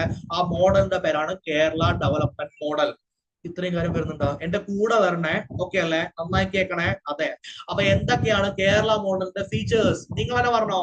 ഒന്ന്, ക്വാളിറ്റി ഉള്ള ലൈഫ് സ്റ്റാൻഡേർഡ് കൊടുക്കും. ആർക്ക്? ജനങ്ങൾക്ക്. എങ്ങനെ? അവരുടെ പെർ ക്യാപിറ്റ ഇൻകം കുറവാണെങ്കിലും, അവരുടെ ആവറേജ് ഇൻകം കുറവാണെങ്കിൽ അവർക്ക് എന്ത് കിട്ടും? ക്വാളിറ്റി ലൈഫ് സ്റ്റാൻഡേർഡ്സ് കിട്ടും. രണ്ടാമത്തെ, ഓക്കെ, എങ്ങനെ അത് നേടുക? Redistribution programs. അപ്പൊ നിങ്ങൾക്ക് ഇപ്പൊ അറിയാം എന്താണ് റീഡിസ്ട്രിബ്യൂഷൻ പ്രോഗ്രാംസ് എന്ന് പറഞ്ഞു കഴിഞ്ഞാൽ. ഡിസ്ട്രിബ്യൂഷൻ എന്ന് വെച്ചാൽ എന്താ? ഉള്ളത് കൊടുക്കുക. റീഡിസ്ട്രിബ്യൂഷൻ പറയാൻ എന്താ? വീണ്ടും കിട്ടിയത് കൊടുക്കുക. എന്താ വീണ്ടും കിട്ടിയത് കൊടുക്കാൻ പോകുന്നത്? ആദ്യം ടാക്സ് കിട്ടി, അതിന് എന്ത് ചെയ്യാൻ പോവാണ്? റീഡിസ്ട്രിബ്യൂഷൻ ചെയ്യാൻ വേണ്ടി പോവാണ്. എല്ലാവർക്കും ഇടയിലും റീഡിസ്ട്രിബ്യൂഷൻ ചെയ്യുന്ന പ്രോഗ്രാം ഉണ്ടോ? അതോ ചില പ്രത്യേക വിഭാഗങ്ങളെ മാത്രമാണ് കോൺസെൻട്രേറ്റ് ചെയ്യുക? ഗുഡ്. ചില പ്രത്യേക വിഭാഗങ്ങളെ മാത്രമാണ് കോൺസെൻട്രേറ്റ് ചെയ്യുക. ആ പദ്ധതികളുടെ പേരെന്താ? സാമൂഹ്യ സുരക്ഷാ പദ്ധതി, സോഷ്യൽ വെൽഫെയർ പ്രോഗ്രാംസ്. ഇത്രയും മനസ്സിലായ? ഇത്രയും മനസ്സിലായി. നല്ല എഡ്യൂക്കേഷൻ വന്നു കഴിഞ്ഞാൽ ജനങ്ങൾ എന്ത് ചെയ്യും? ഗവൺമെന്റിനെ ക്വസ്റ്റ്യൻ ചെയ്യും. ഓക്കെ, എന്താ പറയാ, തെറ്റായ കാര്യങ്ങൾ എന്താ എന്ത് ചെയ്യും? ക്വസ്റ്റ്യൻ ചെയ്യും. ഓക്കെ, ഫോർ എക്സാമ്പിൾ, നാരായണമൂർത്തി പറഞ്ഞു എന്ത്? 70 മണിക്കൂർ വർക്ക് ചെയ്യണം. ഓക്കെ, പിന്നെ നമ്മുടെ LNT ചെയർമാൻ പറഞ്ഞു എന്ത്? 90 മണിക്കൂർ വർക്ക് ചെയ്യണം. ഇലോൺ മസ്ക് പറഞ്ഞു എന്ത്? 120 മണിക്കൂർ ആഴ്ചയിൽ വർക്ക് ചെയ്യണം. ഇങ്ങനെ വർക്ക് ചെയ്യാൻ മാത്രം തോന്നാ പിന്നെ വീട്ടിലെവിടെയുള്ളത്? ഓഫീസിൽ പോയി താമസിച്ചാ പോരെ എന്ന് ആരും പ്രധാനമായിട്ട് ചോദിക്കും? കേരളത്തിലുള്ള ആളുകൾ പ്രധാനമായിട്ട് ചോദിക്കും. ഗവൺമെന്റ് എന്തെങ്കിലും ഒരു തെറ്റ് ചെയ്യണമെങ്കിൽ കേരളത്തിലുള്ള ആളുകൾ എന്ത് ചെയ്യും? ചൂണ്ടിക്കാണിക്കും. നായ കടിക്കാൻ വന്നു, ഗവൺമെന്റിനോട് പറയാം എന്ത് ചെയ്യുക? നായനെ പിടിച്ചു കൊണ്ടുപോകാനുള്ള പരിപാടി കൊണ്ടുവരിക. ഓക്കെ അല്ലെ? സ്ത്രീകൾക്ക് സുരക്ഷയില്ല, എന്ത് ചെയ്യുക? സുരക്ഷയ്ക്കുള്ള പരിപാടി കൊണ്ടുവരിക. ഗവൺമെന്റിന്റെ ആളുകൾക്ക് എന്തിനാണ് സാലറി കൂട്ടുന്നത്? ഗവൺമെന്റ് MLAക്ക് എന്തിനാ സാലറി കൂട്ടുന്നത് എന്ന് ആര് ചോദിക്കും? ജനങ്ങൾ ചോദിക്കും. ഓക്കെ അല്ലെ? ഒരു കമ്പനി വന്നു, എൻവയോൺമെന്റൽ പൊല്യൂഷൻ ഉണ്ടാക്കുന്നുണ്ട്, അതിനെതിരെ ആര് പ്രതികരിക്കും? ജനങ്ങൾ പ്രതികരിക്കും. 70 മണിക്കൂർ വർക്ക് ചെയ്യാൻ ഞങ്ങൾക്ക് ബുദ്ധിമുട്ടില്ല, പക്ഷെ ഞങ്ങളുടെ നോർമൽ വർക്കിംഗ് ടൈം എന്താണ്? 8 മണിക്കൂർ വെച്ച് 6 ദിവസം 48 മണിക്കൂറാണ്, ഞങ്ങൾക്ക് പ്രശ്നമില്ല, അതിൽ കൂടുതൽ വർക്ക് ചെയ്യാൻ ഞങ്ങൾ തയ്യാറാണ്, നിങ്ങൾ എന്ത് ചെയ്യുക? ഓവർ ടൈം പേയ്മെന്റ് തരിക. ആര് പറയും? കേരളത്തിലെ ജനങ്ങൾ പറയും. ഈ രീതിക്കനുസരിച്ച് കേരളത്തിലെ ജനങ്ങളുടെ പൊളിറ്റിക്കൽ ഡെവലപ്മെന്റ്. അപ്പൊ കേരളത്തിലെ ജനങ്ങൾ എങ്ങനെയുള്ളതാ? രാഷ്ട്രീയമായി ഡെവലപ്പ് ചെയ്ത ആളുകളാണ്. ഒരു തെറ്റ് കണ്ടാൽ എന്ത് ചെയ്യും? ചോദ്യം ചെയ്യും. അവകാശങ്ങളെ കുറിച്ച് നല്ല ബോധ്യവാന്മാരാണ്. എന്തെങ്കിലും അവകാശത്തിൽ എന്തെങ്കിലും പ്രശ്നമുണ്ടെങ്കിൽ എന്ത് ചെയ്യും? അത് ഗവൺമെന്റ് ആണെങ്കിലും ഏതൊരു കമ്പനി ആണെങ്കിലും ഇനി ദൈവം തമ്പുരാനാണെങ്കിലും കേരളത്തിലെ ജനങ്ങൾ എന്ത് ചെയ്യും? ചോദ്യം ചെയ്യും. ഓക്കെ അല്ലെ? റോഡ് പൊളിഞ്ഞ ഉടനെ എന്ത് ചെയ്യും? എന്താ പറയാ, നമ്മുടെ പഞ്ചായത്ത് ഓഫീസിന്റെ മുമ്പിൽ പോയിട്ട് എന്ത് ചെയ്യും? പ്രശ്നം ഉണ്ടാക്കും. വെള്ളം കിട്ടിയില്ലെങ്കിൽ എന്ത് ചെയ്യും? പഞ്ചായത്ത് സെക്രട്ടറി വിളിച്ചിട്ട് എന്ത് ചെയ്യും? ചീത്ത പറയും. ഓക്കെ അല്ലെ? ഇത്രയും കാര്യങ്ങളൊക്കെ ചെയ്യാനുള്ള കപ്പാസിറ്റി ആർക്കുണ്ട്? കേരളത്തിലെ എല്ലാ ജനങ്ങൾക്കും. ജനങ്ങൾ എന്താണ്? രാഷ്ട്രീയമായിട്ട് ബോധവാന്മാരാണ്. അപ്പൊ അവിടെ എഴുതിയിരിക്കുന്ന വാക്കെന്താ? Increased people's participation on the political friends ആണ് എഴുതിയിരിക്കുന്നത്. അപ്പൊ ഇത് വായിച്ചിട്ട് തെറ്റിദ്ധരിക്കേണ്ട. പൊളിറ്റിക്കൽ ഫ്രണ്ട്സ് എന്ന് പറഞ്ഞാൽ പോയിട്ട് രാഷ്ട്രീയ പാർട്ടിയിൽ ജോയിൻ ചെയ്യുകയും സമരം ചെയ്യുകയോ മാത്രമല്ല പൊളിറ്റിക്കൽ ഫ്രണ്ട് എന്ന് പറയുന്നത്. ഗവൺമെന്റോ അതൊരു മീഡിയയോ അല്ലെങ്കിൽ ഏതെങ്കിലും ഒരു വ്യക്തിയോ എന്തെങ്കിലും ഒരു തെറ്റ് ചെയ്യുകയാണെങ്കിൽ തങ്ങളുടെ അവകാശങ്ങളെ കുറിച്ച് ബോധവാന്മാരായ ജനങ്ങൾ എന്ത് ചെയ്യുന്നു? അതിനെ ചോദ്യം ചെയ്യും. ഇത്രയും ഓക്കെയാണല്ലോ? ഇത്രയും ഓക്കെയാണ്. അപ്പൊ കേരളത്തിലെ ജനങ്ങൾ ഇങ്ങനെ മാറാനുള്ള കാരണം എന്താ? എഡ്യൂക്കേഷൻ. ഓക്കെ അല്ലേ? അപ്പൊ കേരളത്തിലെ ജനങ്ങൾ മാസ് ആക്ടിവിസം നടത്തും. മാസ് ആക്ടിവിസം എന്ന് വെച്ച് കഴിഞ്ഞാൽ ഒരു തെറ്റായ ഒരു കാര്യം കണ്ട് ഉടൻ എന്ത് ചെയ്യും? ജനങ്ങൾ തെരുവിലിറങ്ങും, എന്ത് ചെയ്യും? ചോദ്യം ചെയ്യും. ഓക്കെ അല്ലെ? എല്ലാരും കൂടി എന്ത് ചെയ്യും? ഇത് ചെയ്യും. ഓക്കെ അല്ലെ? പ്രൈവറ്റ് കോളേജിൽ എന്ത് ചെയ്തു? ഫീസ് കൂട്ടി, ജനങ്ങൾ തെരുവിലിറങ്ങും, എന്ത് ചെയ്യും? അതിനെതിരെ പ്രതികരിക്കും. ഓക്കെ അല്ലെ? എന്താ പറയാ, നേഴ്സുമാരെ എന്ത് ചെയ്തു? അവരുടെ പൈസ കൂട്ടുന്നേ ഇല്ല, ജനങ്ങൾ താഴെ ഇറങ്ങും, ജനങ്ങൾ എന്ത് ചെയ്യും? പ്രതികരിക്കും. ഓക്കെ. എവിടെയെങ്കിലും എന്തെങ്കിലും ഒന്നുണ്ടായി, പ്രോബ്ലം ഉണ്ടായി, ജനങ്ങൾ എന്ത് ചെയ്യും? താഴെ ഇറങ്ങും, ജനങ്ങൾ എന്ത് ചെയ്യും? പ്രതികരിക്കും. ഓക്കെ. എന്ന് വെച്ചാൽ എന്ത് പറ്റി? ഒരു കടയിൽ കൊടുത്ത ഏതോ ഒരു ഭക്ഷണത്തിന് പ്രശ്നമായിരുന്നു, ഷവർമ്മയ്ക്ക് പ്രശ്നമായിരുന്നു, ആളുകൾ കഴിച്ചിട്ട് മരിച്ചു, ജനങ്ങൾ തെരുവിലിറങ്ങും, ജനങ്ങൾ എന്ത് ചെയ്യും? അതിനെതിരെ പ്രതികരിക്കും. മാസ് ആക്ടിവിസം ഉണ്ടാവും. ഈ മാസ് ആക്ടിവിസവും പൊളിറ്റിക്കൽ അഫ്രണ്ടും എന്ന് വെച്ചാൽ എന്താ? രാഷ്ട്രീയമായിട്ടുള്ള കഴിവും പൊതുവെ എല്ലാവരും കൂടി ചേർന്നിട്ടുള്ള പ്രവർത്തന മികവും കേരളത്തിന്റെ ഒരു പ്രത്യേകതയാണോ? കേരളത്തിന്റെ ഒരു പ്രത്യേകതയാണ്. ഓക്കെ അല്ലെ? ഒരു പോലീസുകാരൻ വന്ന് അടിച്ചു കഴിഞ്ഞാൽ നിങ്ങൾ എന്താ പറയുക? പോലീസ് അടിക്കരുത്, പോലീസിന് അടിക്കാനുള്ള എന്തില്ല, കപ്പാസിറ്റി ഇല്ല. ഉടനെ ന്യൂസ് വരും, പോലീസുകാരൻ എന്ത് ചെയ്യും? പോലീസുകാരൻ എന്ത് ചെയ്യും? സസ്പെൻഡ് ചെയ്യും. ഇതേ നിങ്ങൾ ഒരു നോർത്ത് ഇന്ത്യയിൽ പോയിട്ട് അടിച്ചു കഴിഞ്ഞിട്ട് അടിക്കല്ലേ പോലീസ് പറഞ്ഞാൽ എന്ത് ചെയ്യും? അവർ 2 അടി കൂടുതൽ തരും. ഓക്കെ അല്ലെ? അപ്പൊ അത് എന്തിന്റെ വ്യത്യാസമാണ്? ആ ഒരു പൊളിറ്റിക്കൽ അഫ്രണ്ടിന്റെ വ്യത്യാസമാണ്. പൊളിറ്റിക്കലായിട്ട് എന്ത് ചെയ്യാം? ആ നോളജ് ഉള്ളതിന്റെ വ്യത്യാസമാണ്.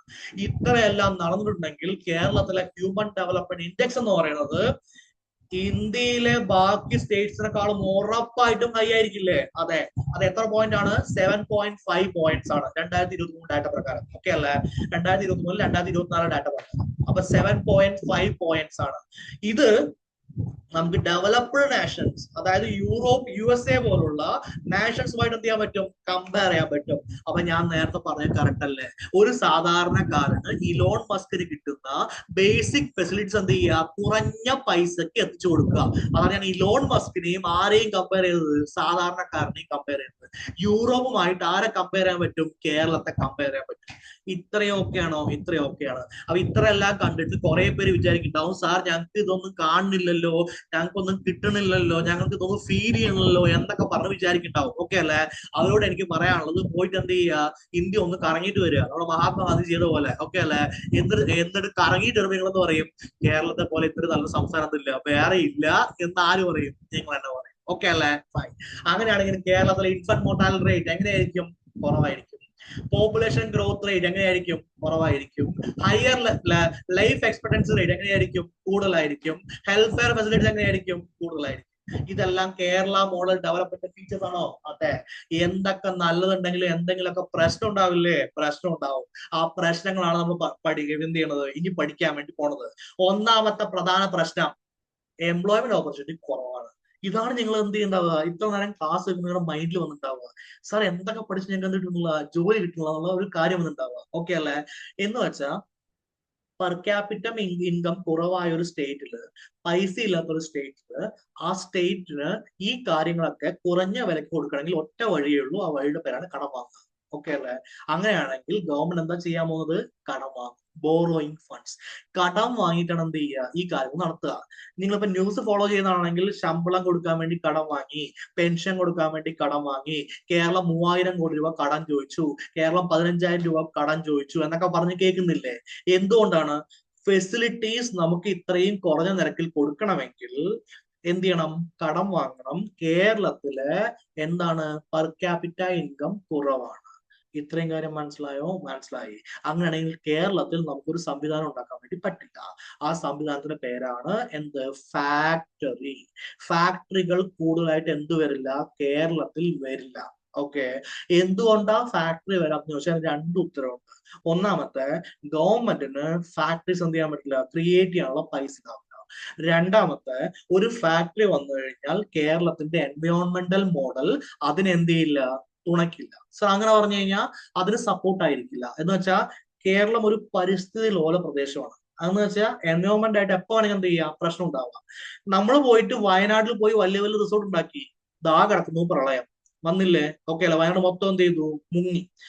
നമ്മൾ പോയിട്ട് പ്ലാനിങ് ഇല്ലാതെ എന്ത് ചെയ്തു? എല്ലാ സ്ഥലത്തും എന്തുണ്ടാക്കി? വീടുകൾ ഉണ്ടാക്കി. ഓക്കെ, എല്ലാ സ്ഥലത്തും ഉണ്ടാക്കി, വലിയ വലിയ കെട്ടിടങ്ങൾ ഉണ്ടാക്കി, ഫ്ലാറ്റുകൾ ഉണ്ടാക്കി.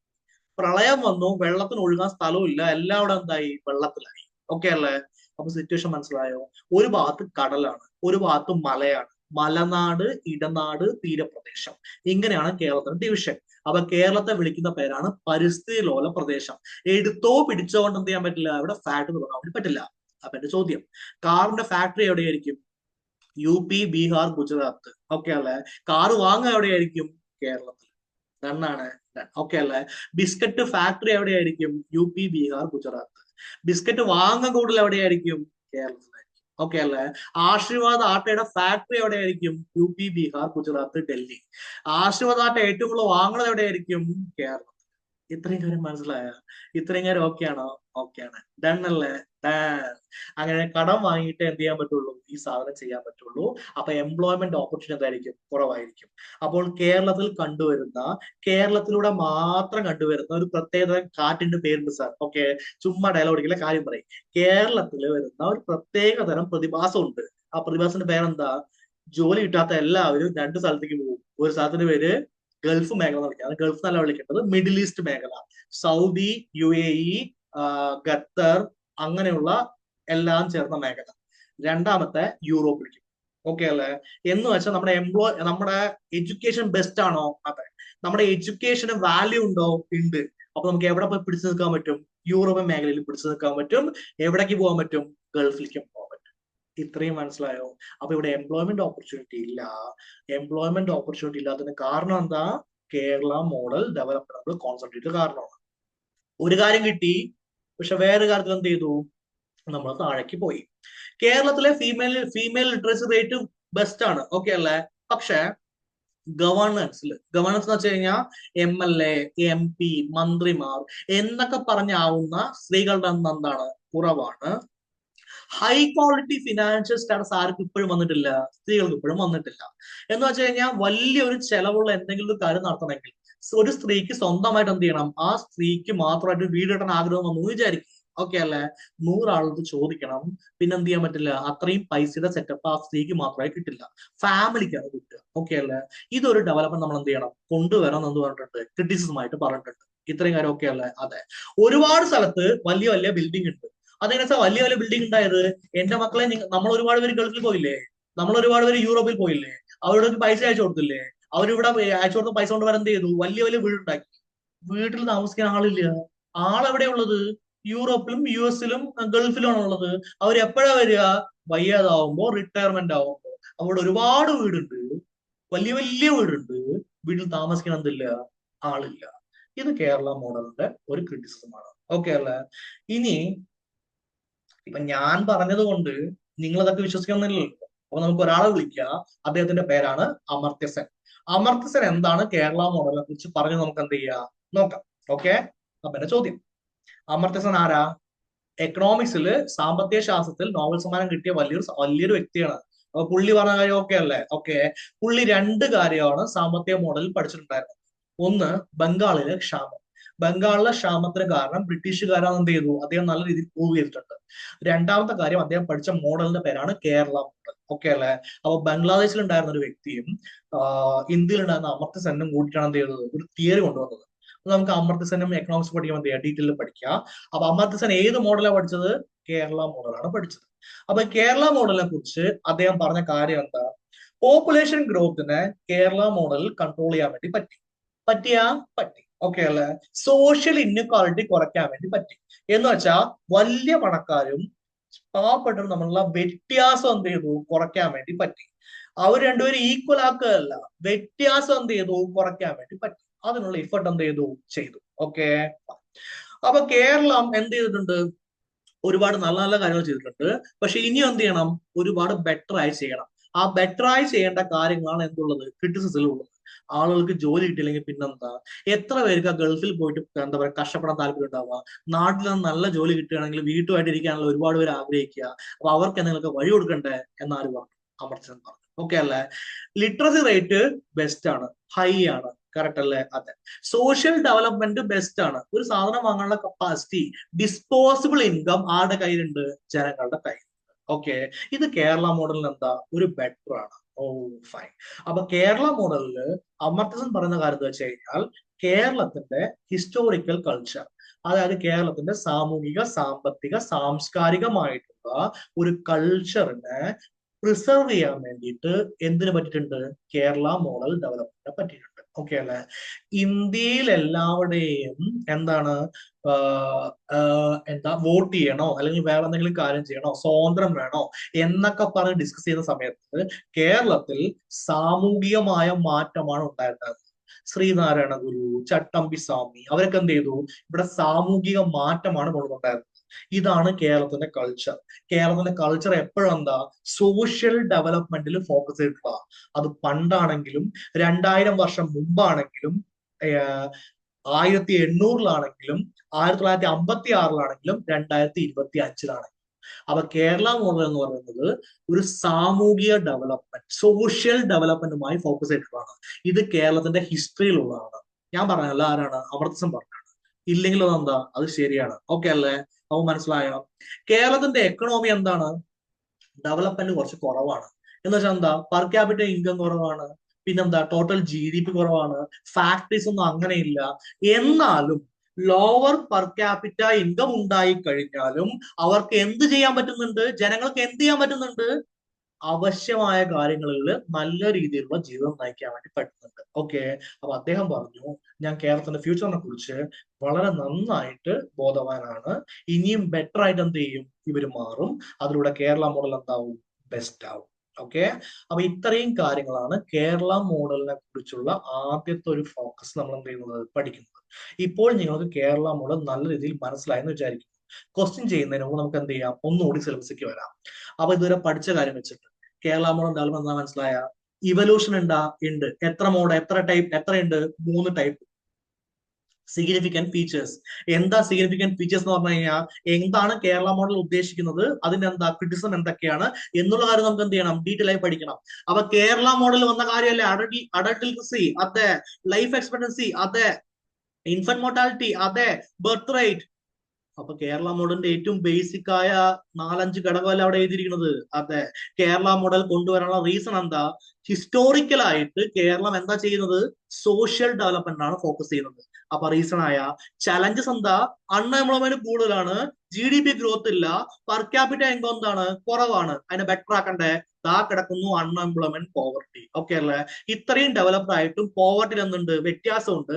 ഇന്ത്യയിൽ കമ്പയർ ചെയ്യുമ്പോൾ പോവർട്ടി എന്താണ്? കുറവാണ്. കേരളം എന്താ? ഫസ്റ്റിലാണ്. എന്നാലും അവരെന്ത് ചെയ്യണം? ബെറ്റർ ആക്കണം. അപ്പൊ എന്ത് ഇൻഡെക്സ് വന്ന്? നീതി ആയോഗ് ഇൻഡെക്സ്. പോവർട്ടി ഇൻഡെക്സിൽ എന്താ? കേരളം എന്താണ്? ബെറ്റർ ആയി ചെയ്യുന്നുണ്ട്. അപ്പൊ ഇൻഡെക്സ് പഠിക്കണ്ടേ? അതുകൊണ്ടാണ് ഞാൻ എന്ത് ചെയ്തത്? നീതി ആയോഗിന് ഇവിടെ എന്ത് കൊടുത്തത്? ഒരു സപ്പോർട്ടായി കൊടുത്തത്. അപ്പൊ സോഴ്സ് കറക്റ്റ് അല്ലേ? അതെ. ഇൻഇക്വാളിറ്റി, ജെൻഡർ ഗ്യാപ്പ് എന്ന് പറയുന്നത്, വുമൺ എംപവർമെന്റ് പ്രോഗ്രാംസ്. വുമൺ നല്ല രീതിയിൽ ലിറ്ററസി കിട്ടുന്നുണ്ടാ? ഉണ്ട്. പക്ഷെ ഗവർണൻസ് പ്രോഗ്രാംസിൽ വുമന്റെ പങ്കാളിത്തം കുറവാണോ? ആണ്. അതല്ല പഠിച്ചത്. അങ്ങനെ എന്ത് പഠിക്കണം? ഇൻഇക്വാളിറ്റിയിൽ എന്താണ് സ്റ്റഡി നടത്തുന്നത്? ജെൻഡർ ഗ്യാപ്പ് എങ്ങനെ കുറയ്ക്കാം? എന്തൊക്കെ ജെൻഡർ? 3 ഒന്ന് പുരുഷൻ, ഒന്ന് സ്ത്രീ, ട്രാൻസ്ജെൻഡർ. നമുക്ക് പഠിക്കാനുള്ള ആരെ കുറിച്ചാ? സ്ത്രീകളെയും ട്രാൻസ്ജെൻഡറിനെയും കുറിച്ച്. ഇത്രയും മനസ്സിലാണോ? Woman empowerment programme. Ageing, life expectancy കൂടുതലല്ലേ? എങ്ങനെയാണ് ഏജിങ് എന്ത് ചെയ്യുന്നത്? കേരളത്തെ ബാധിക്കുന്നത്? ലൈഫ് എക്സ്പെക്ടൻസി കൂടുതലാണെങ്കിൽ കേരളത്തിലുള്ള വയസ്സായവരുടെ എന്തായിരിക്കും? കൂടുതലായിരിക്കും. അവരെ എങ്ങനെ നോക്കാം എന്നുള്ളതാണ് ഏജിങ്. ഓക്കെ അല്ലേ? ഇത് ചെയ്യണമെങ്കിൽ നമുക്ക് എന്ത് ചെയ്യണം? നമുക്ക് വേണം എംപ്ലോയ്മെന്റ് ഓപ്പർച്യൂണിറ്റി. അതിനെന്താ ചെയ്യുക? ഒന്നാമത്തെ പരിപാടി സ്റ്റാർട്ടപ്പ്. പുതിയ സ്റ്റാർട്ടപ്പ് സ്റ്റാർട്ട് ചെയ്യുക. അപ്പോൾ ഇവിടേക്ക് എന്ത് ചെയ്യും? ജോബ് ഓപ്പർച്യൂണിറ്റി വരും. അതിനെന്ത് ക്രിയേറ്റ് ചെയ്യണം? Knowledge economy. വെറും വിദ്യാഭ്യാസം മാത്രം പോരാ, പുതിയ സിസ്റ്റത്തിനനുസരിച്ചുള്ള വിദ്യാഭ്യാസം നമ്മൾ എന്ത് ചെയ്യണം? ക്രിയേറ്റ് ചെയ്യണം. ടെക്നോളജി ക്രിയേറ്റ് ചെയ്യണം. കോഡിംഗ് പഠിപ്പിക്കണം. എല്ലാവരെയും പിടിച്ച് ഡോക്ടർ, എഞ്ചിനീയർ ആക്കിയാൽ പോരാ. എന്ത് ചെയ്യണം? കോഡിങ്ങിന് ആള് വേണം. നമുക്ക് എന്ത് ചെയ്യണം? ടെക്നോളജിയിൽ ആള് വേണം. പുതിയ സോഫ്റ്റ്വെയർസ് ഉണ്ടാക്കണം. അതിനൊക്കെ ആള് വേണ്ടേ? അതിന്റെ പേരാണ് നോളജ് എക്കണോമി. ഓക്കെ അല്ലേ? അപ്പൊ ബ്രെയിൻ ഗെയിൻ എന്നാണ് ഏറ്റവും അവസാനം എഴുതിയിരിക്കുന്നത്. ഞാൻ പറഞ്ഞ എന്താ? കേരളത്തിലുള്ള ആളുകൾ എങ്ങോട്ടാ പോകുന്നത്? ഗൾഫ് മേഖലയിലേക്കും അല്ലെങ്കിൽ മിഡിൽ ഈസ്റ്റിലേക്കും, എവിടേക്കാണ്? യൂറോപ്പ്, യുഎസിലേക്കും. ആ പോയ ആളുകളെ തിരിച്ചു കൊണ്ടുവരിക. ബ്രെയിൻ ഡ്രൈൻ എന്ന് പറഞ്ഞ അർത്ഥം എന്താ? ഇവിടെ നിന്ന് ആളുകൾ പുറത്തോട്ട് പോകുന്നു. ബ്രെയിൻ ഡ്രെയിൻ എന്ന് പറഞ്ഞ അർത്ഥം എന്താ? പുറത്തു പോയ ആളുകളെ തിരിച്ചു കൊണ്ടുവരിക.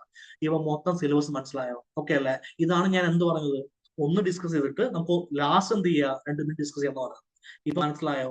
അപ്പൊ നമ്മുടെ സോഴ്സസ് കറക്റ്റ് അല്ലേ? നിങ്ങൾ ഈ കാര്യങ്ങളൊക്കെ മനസ്സിലായില്ലേ? ഇനി മനസ്സിലായോ എന്ന് അറിയാൻ വേണ്ടി എന്ത് ചെയ്യാം? നമുക്ക് ഒരു ക്വസ്റ്റ്യൻ ചെയ്യാം. ഓക്കെ അല്ലേ? Which among the following statements are not true with regard to the Kerala model development? Kerala model ഡെവലപ്മെന്റുമായി ബന്ധപ്പെട്ടിട്ട് ശരിയല്ലാത്ത പ്രസ്താവനയാണ് ഏതാണ് പറഞ്ഞിരിക്കുന്നത്. ഓക്കെ അല്ലേ? 2. അപ്പൊ നമുക്ക് പ്രസ്താവന 2 തുറന്നു നോക്കാം. The wealth and resource redistribution programs have largely brought about the high material quality of life expectation. Okay അല്ലേ? 2 പ്രോഗ്രാമാണ്. ഒന്ന് വെൽത്ത്, ഒന്ന് റിസോഴ്സ് റീഡിസ്ട്രിബ്യൂഷൻ. വെൽത്ത് റീഡിസ്ട്രിബ്യൂഷൻ പറഞ്ഞ അർത്ഥം എന്താ? ലാൻഡ് എവിടേക്ക് കൊടുക്കുന്നു? ജനങ്ങൾക്ക് കൊടുക്കുന്നു. ഓക്കെ അല്ലെ? ഡിവൈഡ് ചെയ്ത് കൊടുക്കുന്നു. റിസോഴ്സ് റീഡിസ്ട്രിബ്യൂഷൻ പറഞ്ഞാൽ എന്താ? റിസോഴ്സ് എന്ന് വെച്ചാൽ എന്താ? ടാക്സ് കിട്ടുന്നു. ആ ടാക്സിന് എന്ത് ചെയ്യുന്നു? റീഡിസ്ട്രിബ്യൂഷൻ ചെയ്യുന്നു. ആർക്കിടയിൽ? സോഷ്യൽ ഡെവലപ്മെന്റ് പ്രോഗ്രാംസിലൂടെ ഏറ്റവും വേണ്ട ആളുകൾക്കിടയിൽ മാത്രം. അതാണോ ക്വാളിറ്റി ഓഫ് ലൈഫ് ഇൻഡിക്കേറ്റേഴ്സ് കൊണ്ടുവരാനുള്ള പ്രധാനപ്പെട്ട കാരണം കേരള മോഡൽ ഡെവലപ്മെന്റിൽ? അതെ. അങ്ങനെ നമ്മൾ പഠിച്ചത്? അതെ. ഓക്കെ അല്ലെ? Number 3, high level political participation and activism is a key element of Kerala model. അതല്ലേ നമ്മൾ പഠിച്ചത്? എന്താ പഠിച്ചത്? Political participation. കേരളത്തിലെ ജനങ്ങൾ പൊളിറ്റിക്കലായി അവയർനെസ് ഉള്ളവരാണോ? അതിന് കാരണം എന്താ? Education, social development programs. Okay അല്ലേ? രണ്ടാമത്തെ ആക്ടിവിസം, മാസ് ആക്ടിവിസം നമ്മൾ പഠിച്ചതല്ലേ? എന്തെങ്കിലും ഉണ്ടെങ്കിൽ കേരള ജനങ്ങൾ എന്ത് ചെയ്യും? സമരം നടത്തും, അതിനെതിരെ പ്രതികരിക്കും, എല്ലാവരും കൂടി എന്ത് ചെയ്യും? പുറത്തു വരും. അത് കറക്റ്റ് അല്ലേ? അതെ. Quality of life indicators in Kerala are at par with developed nations. തുടക്കം തൊട്ടേ ഞാൻ ഇലോൺ മസ്കിനെയും സാധാരണ ആളല്ലേ പറഞ്ഞുകൊണ്ടിരിക്കുന്നത്. എന്ന് വെച്ചാൽ യൂറോപ്പും കേരളമായിട്ട് എന്താണ് കമ്പയർ ചെയ്യുന്നത്? കേരളത്തിന്റെ HDI ഇൻഡെക്സ് എത്രയാ? 7.5 പോയിന്റ്സ്. യൂറോപ്പിലെ എത്രയാ? ആക്ച്വലി 8, 9, 10 അങ്ങനെയൊക്കെ. ഓക്കെ അല്ലേ? അങ്ങനെയാണെങ്കിൽ അവരോട് നമുക്ക് കമ്പയർ ചെയ്യാൻ പറ്റില്ലേ? കമ്പയർ ചെയ്യാൻ പറ്റും. ഈ 3 ശരിയാണെങ്കിൽ ഏതായിരിക്കും തെറ്റുണ്ടാവുക? ഒന്നാണ് തെറ്റുണ്ടാവുക. ഇനി ഒന്നില് ചെറിയൊരു എന്തുണ്ട്? ട്വിസ്റ്റ് ഉണ്ട്. ഓക്കെ. ഇത് സ്റ്റാർട്ട് ചെയ്തത്, ഇതിനു വേണ്ട അടിത്തറയിട്ടത് first ministry of united Kerala തന്നെയാണ്. ഓക്കെ അല്ലെ? 1957 വന്നിട്ടുണ്ടായിരുന്ന ആദ്യ സർക്കാർ തന്നെയാണ് ചെയ്തിട്ടുണ്ടായിരുന്നത്. പക്ഷെ ഇനീഷ്യേഷൻ പ്രോഗ്രാം എന്ന് വെച്ച് കഴിഞ്ഞാൽ അതെന്ത് ചെയ്യുക? അതിന് സ്റ്റാർട്ടിങ് കൊടുക്കുന്ന ഏകദേശം 1990s. ഓക്കെ അല്ലെ? 80s 90s ഞാൻ കറക്റ്റായി നോക്കിയിട്ട് പറയാം. അതിലാണ് ഉണ്ടായിരുന്നത്. ഓക്കെ. അതിനെക്കുറിച്ച് ഡീറ്റെയിൽ ആയിട്ട് നമുക്ക് അടുത്ത് വരുന്ന ക്ലാസ്സിൽ എന്ത് ചെയ്യാം? പഠിക്കാം. ഇപ്പൊ നമ്മൾ 3 സ്റ്റേറ്റ്മെന്റ് പഠിച്ചല്ലോ. 3 സ്റ്റേറ്റ്മെന്റ് ഓക്കെ ആണെങ്കിൽ ഈ ക്വസ്റ്റ്യൻ നോട്ട് ട്രൂ എന്നല്ലേ? അപ്പൊ സ്റ്റേറ്റ്മെന്റ് ഒന്നല്ലേ കറക്റ്റ് ആയിട്ടുണ്ടാവുക? തെറ്റായിട്ടുണ്ടാവുക? അപ്പൊ ആൻസർ എന്താ? ഓപ്ഷൻ ഡി, 1 മാത്രം. ഓക്കെ. അപ്പൊ കാര്യങ്ങൾ മനസ്സിലായോ? മനസ്സിലായി. ഓക്കെ. അപ്പൊ നിങ്ങൾക്ക് ഈ ക്ലാസ് കേരള മോഡൽ ഡെവലപ്മെന്റ് എങ്ങനെയാണ് പഠിക്കേണ്ടത് എന്നതിനെ കുറിച്ച് എന്ത് ചെയ്യും ഒരു ധാരണ കിട്ടിയെന്ന് ഞാൻ വിചാരിക്കുന്നു. ഈ ക്ലാസ് നിങ്ങൾക്ക് മനസ്സിലായെന്ന് വിചാരിക്കുന്നു. ആസ് യൂഷ്വൽ ഞാൻ പറയുന്ന പോലെ എന്ത് ഡൗട്ട് ഉണ്ടെങ്കിലും ചോദിക്കുക. എക്സാം ഹാളിൽ പോയിട്ട് ഡൗട്ട് വരുന്നതിനേക്കാളും നല്ലത് എന്താണ്, ഈ ഡൗട്ട് ചോദിച്ച് ക്ലിയർ ചെയ്യുന്നതാണ്. ഇനി വരുന്ന ക്ലാസ്സുകൾ നമ്മൾ എന്ത് ചെയ്യും, കൂടുതൽ ക്വസ്റ്റ്യൻസും കൂടുതൽ പ്രാക്ടീസ് ക്വസ്റ്റ്യൻസും എല്ലാം ചെയ്യും. ഓക്കെ അല്ലേ? വന്നൊരു ക്വസ്റ്റ്യൻ നമ്മൾ ചെയ്ത് കഴിഞ്ഞു. ഇനി നിങ്ങൾക്ക് എന്ത് കിട്ടില്ല, ഇതിനെക്കുറിച്ച് കൂടുതൽ ക്വസ്റ്റ്യൻസ് കിട്ടില്ല. ക്വസ്റ്റ്യൻസ് ഒക്കെ വന്ന് നമ്മൾ എന്ത് ചെയ്തു കഴിഞ്ഞു. ഇനി നമ്മൾ വരാൻ പോകുന്നത് പുതിയ മോഡലുള്ള ക്വസ്റ്റ്യൻ അടുത്ത ക്ലാസ്സുകൾ മുതൽ എന്ത് ചെയ്യും, നമ്മൾ ചെയ്യും. ഓക്കെ, അപ്പൊ നിങ്ങൾക്ക് ഈ ക്ലാസ് കൊണ്ട് ഗുണം ഉണ്ടായെങ്കിൽ, ഇഷ്ടപ്പെട്ടെങ്കിൽ ലൈക്ക് ചെയ്യുക, ഷെയർ ചെയ്യുക, കമന്റ് ചെയ്യുക. നിങ്ങളുടെ ആർക്കെങ്കിലും ഇത് ഹെൽപ്പ് ആവും തോന്നുന്നുണ്ടെങ്കിൽ എന്ത് ചെയ്യുക, ഒന്ന് അവർക്ക് ഷെയർ ചെയ്ത് കൊടുക്കുക. Okay, fine. പിന്നെ ഈ ഇതുപോലുള്ള ക്ലാസ്സുകൾ വീണ്ടും കിട്ടാൻ വേണ്ടിയിട്ട് ടെലഗ്രാം ചാനൽ ഉണ്ട്, അതുപോലെ നമ്മുടെ യൂട്യൂബ് ചാനൽ ഉണ്ട്. യൂട്യൂബ് ചാനൽ ഒന്ന് സബ്സ്ക്രൈബ് ചെയ്യുക. Okay, fine. അപ്പൊ എല്ലാവർക്കും നല്ല രീതിയിൽ പഠനം നടക്കട്ടെ, എല്ലാവർക്കും ജോലി കിട്ടട്ടെ എന്നുകൂടി ആശംസിച്ചുകൊണ്ട് ഇന്നത്തെ ക്ലാസ് നമുക്ക് എന്ത് ചെയ്യാം, നിർത്താം. So bye from your Kiran. Okay.